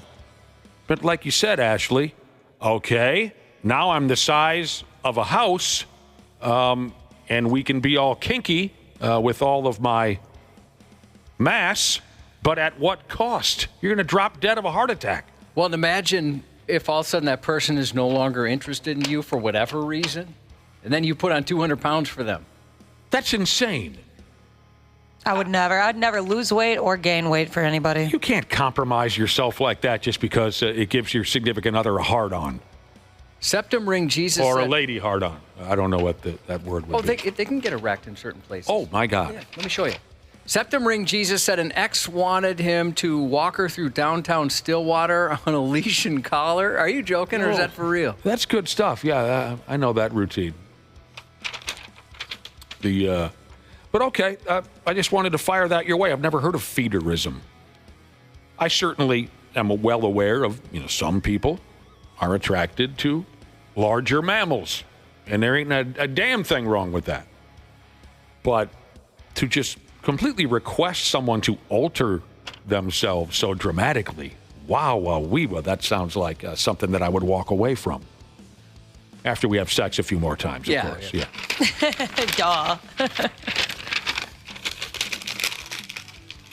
Yeah, any type of changing your appearance. You'd be more attractive to me if you made a major change to your appearance. Oh, I wish a man would say that. I almost wonder if the feederism thing, if you wanted your partner to gain a bunch of weight, maybe it's so that, they have no options to go anywhere else. It's almost like you got them trapped at that point. I was wondering that myself. I never thought of that. They think if that was their thought process. Then they know they got you locked in. Who's going to want you now? Oh. They're not to get too dark, but I can relate to this in a certain way because when I was younger and I struggled with an eating disorder, I loved watching other people eat in large quantities too. And I think it was a way because I wasn't allowing myself to eat that it was satisfying to watch other people eat. Okay. Is that why that guy stares at me at the bar the way he does? Yes. With his Coca-Cola in front of him? No kidding. But that makes sense. That makes sense to a certain extent.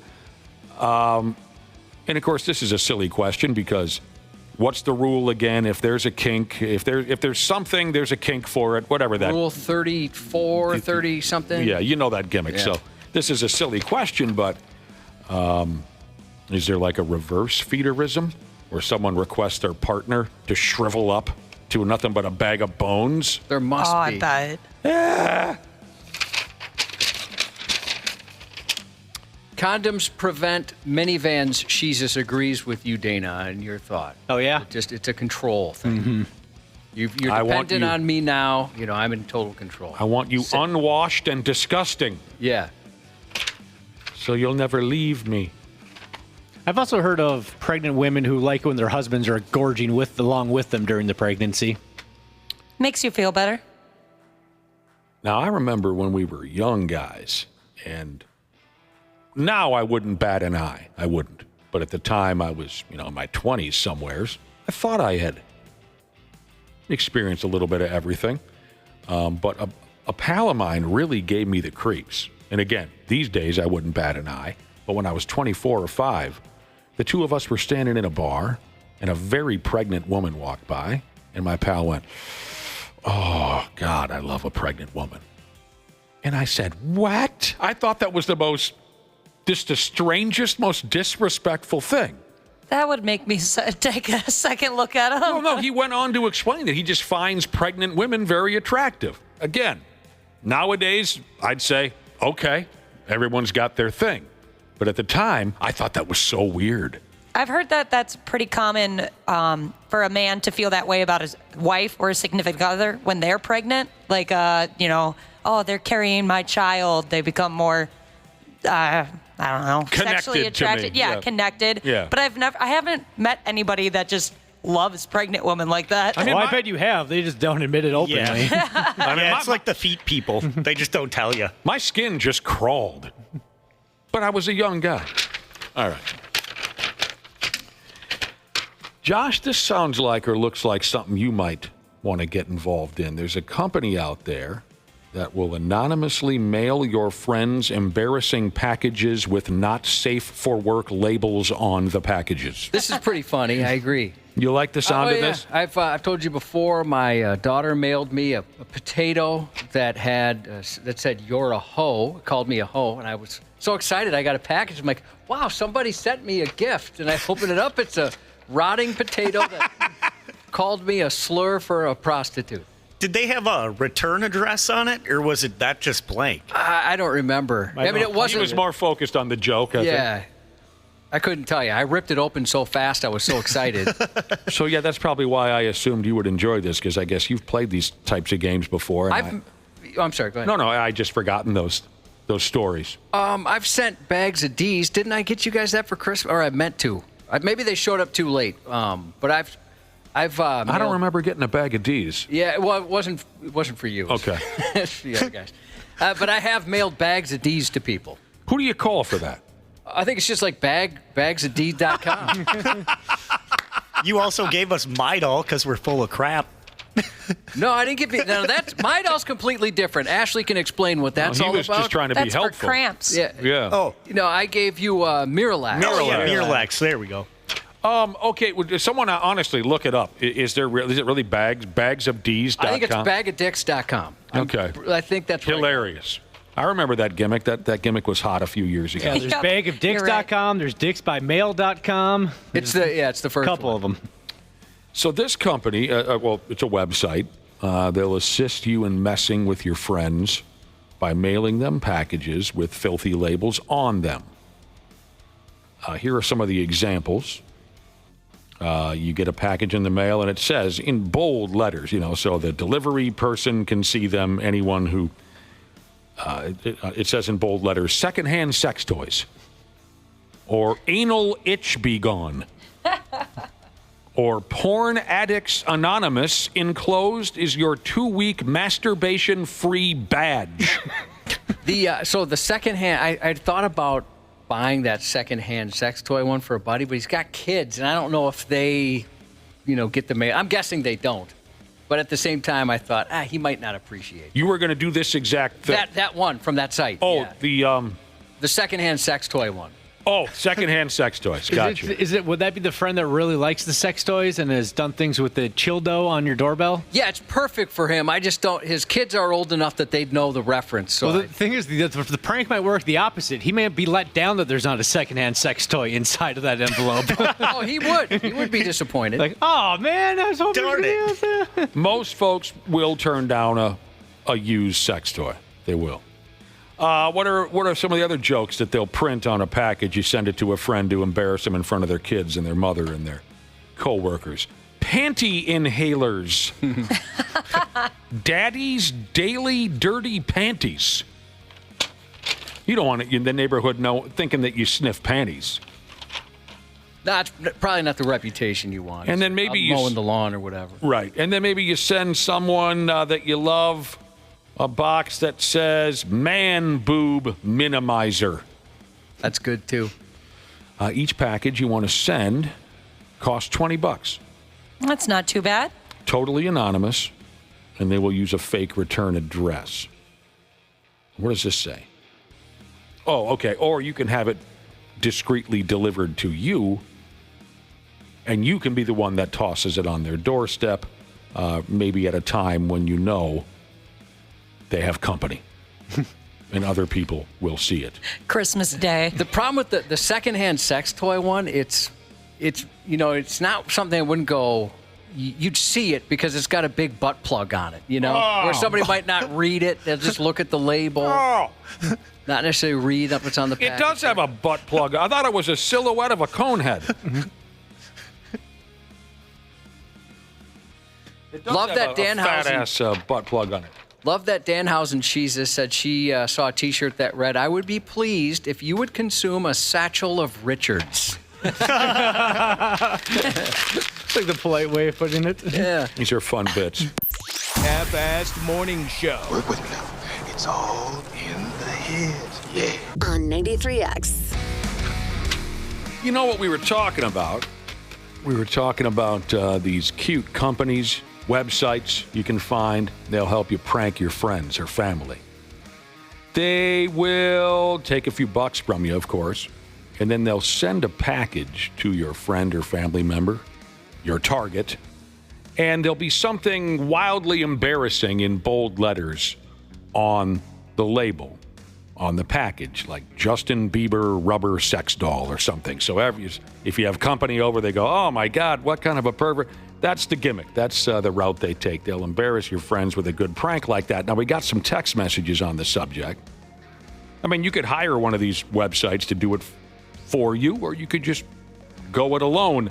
Here's a listener who says, a guy I used to work with, when he felt wronged, He would get his revenge by sending unspeakable porn magazines to his victim's neighbor with his victim's name on the subscription. Do you follow the bit now? So then the neighbor has to go over and say, here's your copy of, Muff magazine or whatever. You know what I'm saying? That's pretty diabolical. So then your neighbor thinks you're some kind of sick animal who's into Muff. That's funny. I would never have found that. Would you be able, Josh, if you received a package at your door for your neighbor, and you know your neighbor, you don't have to know him that well, and it's Granny Muff magazine, is just a thought I had. Would you be able to walk that magazine over to his front door and say, dude, this came to my place on accident? No, I'd have the kid run it over and just throw it in the mailbox and take off. Good call. That's a good call. I feel like I've gotten to know one of our neighbors pretty well, who they live actually a couple blocks away, but their address is the same number in a very similar spelled street.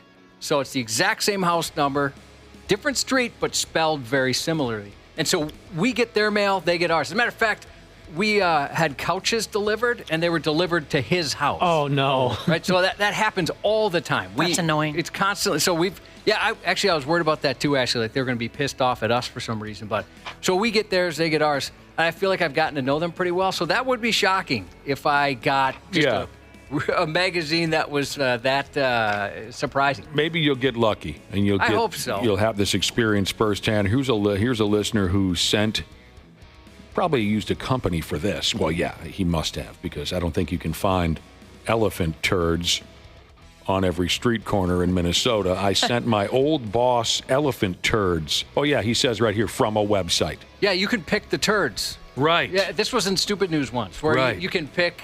There's like a couple ladies started, well, the one we talked about at least. They get turds from all over, and you can choose the animal and have it sent. Can I choose elephant turds? Just massive. That'd be a big one, I bet. Can I choose lady turds? Probably. And he said his victim had to go get it from the post office because he lived on an island. That's even better. My buddy, says a listener, keeps getting cardboard penises delivered to his porch from a company called Ship-a-Dick. I got to look that up. What do they do? It's anonymous, and no one has admitted to sending these cardboard penises to him. His wife hates it. It's hilarious. Oh, that's such a good bit. I like when they don't give up, when they just keep sending it over and over and over. Oh, this is good. So I'm on shipadick.com, and they have some football-themed one. Perfect for the Super Bowl. If you want to send a friend a big one with a helmet and footballs where the balls are. Oh, Dude, Lord above. I need to do this to my folks. With your team colors and everything? You could add custom messages. Have you seen the glow-in-the-dark water bottle? Yeah, I don't think they needed to put somebody's hand on it. Yeah, exactly. Now, you tell me if this is going too far on the subject of pranking somebody, sending them a funny package, in hopes that their wife, their kids, their neighbors, their family sees it and assumes the worst. You tell me if this is going too far. Someone sent me a picture of a package, a prank package that apparently somewheres you can order this and have it mailed to your friend to embarrass the hell out of them. And in huge letters on the package, it says, immediate attention required. You've been added to the Sexual Predator National Registry. Please respond immediately. Oh, no. Oh, man. Come on. That's brutal. You can't risk the friends and family seeing that. Would you do that to me, Josh? No way. I think that'd be a little too far. I would do that to somebody I absolutely hate. Up at the crack of dawn, Jesus, as far as getting the dirty magazine delivered to your house, he would take that magazine to his neighbor, but the first thing he'd do would be glue some pages together and then tell him that he looked through it first. Sorry, I thought it was mine, but I guess then I saw your name was on it. We subscribed to the same magazine, so. You know what, pal? I gave it a test drive. There's some good stuff in there. There's some pretty good stuff in there. Suction cup dildos. Okay, this is different. Now, this is just straight up vandalism. Buy a bunch of suction cup dildos, stick them to your neighbor's garbage cans. Oh, now we're going too far. There was somebody, I wish I could give them credit, who texted in and said they once had a friend, they delivered to a friend a box that said life-size dildo inside, and they opened the box and it's a mirror. Son of a bitch. I had a buddy give me just a plain white coffee cup once. All right. I thought it was odd. I'm like, well, I don't drink coffee. I don't know, he gave this to me, but I just, for the heck of it, I was using it. And people were laughing at me, and it took me a second to realize on the bottom it said douchebag. So anytime you tipped it up. Dude, that's awesome. I'd never heard of such a thing. Now I have to check every time just to make sure they get me. People are texting in, what are the websites for these prank packages? Well, the one was Ship-A-Dick. There's bagadicks.com. But the one that I was talking about earlier, where they just send you random, it might say something embarrassing like jock itch cream or herpes medication right out there on the package. I can't remember what the name of the joint was. Oh, was it actually in the article? I thought so. Sorry, I blew just up. deleted It's Friday. I threw it away. Yeah, same. Suction cup. I had another thought on all this, and I lost it. But, this stuff, it does sound like a hell of a lot of fun. Yeah. Pick your victim carefully.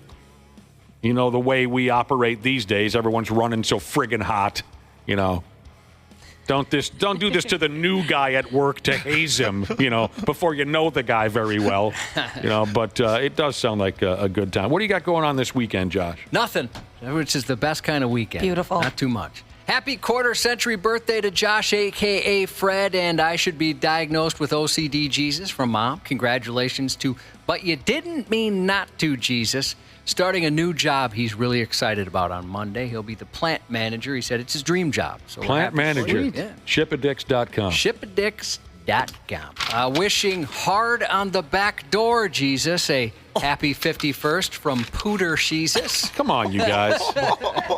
There could be kids listening. It really is. Take it easy on the back door. It's too much. It's too much. You got to take it easy. For Pete's sakes, but I hope you guys have a wonderful weekend. Have a great weekend, everyone. The 93X Half-Ass Morning Show. 93. The 93X Half-Ass Morning Show podcast is sponsored by Standard Heating and Air Conditioning. New episodes drop each weekday. If your podcast platform has ratings, go ahead and give us 5 stars and maybe give our enemies 1. Thanks, and here's a word from our sponsor. Dana here for Standard Heating and Air Conditioning. We all know January is one of the coldest months of the year, and not that cheery, fun kind of Christmas cold. Nah, just the dark, dank January cold. Standard Heating and Air Conditioning is well aware of this, and that's why they're offering $40 off a furnace tune-up to keep you warm during the Minnesota cold. The last thing you want is to be huddled around an iffy space heater you bought from some shady targeted ad. Oh, and how about this? Standard Heating and Air Conditioning has now been helping Minnesotans for over 95 years. So book your appointment now at standardheating.com. That's standardheating.com.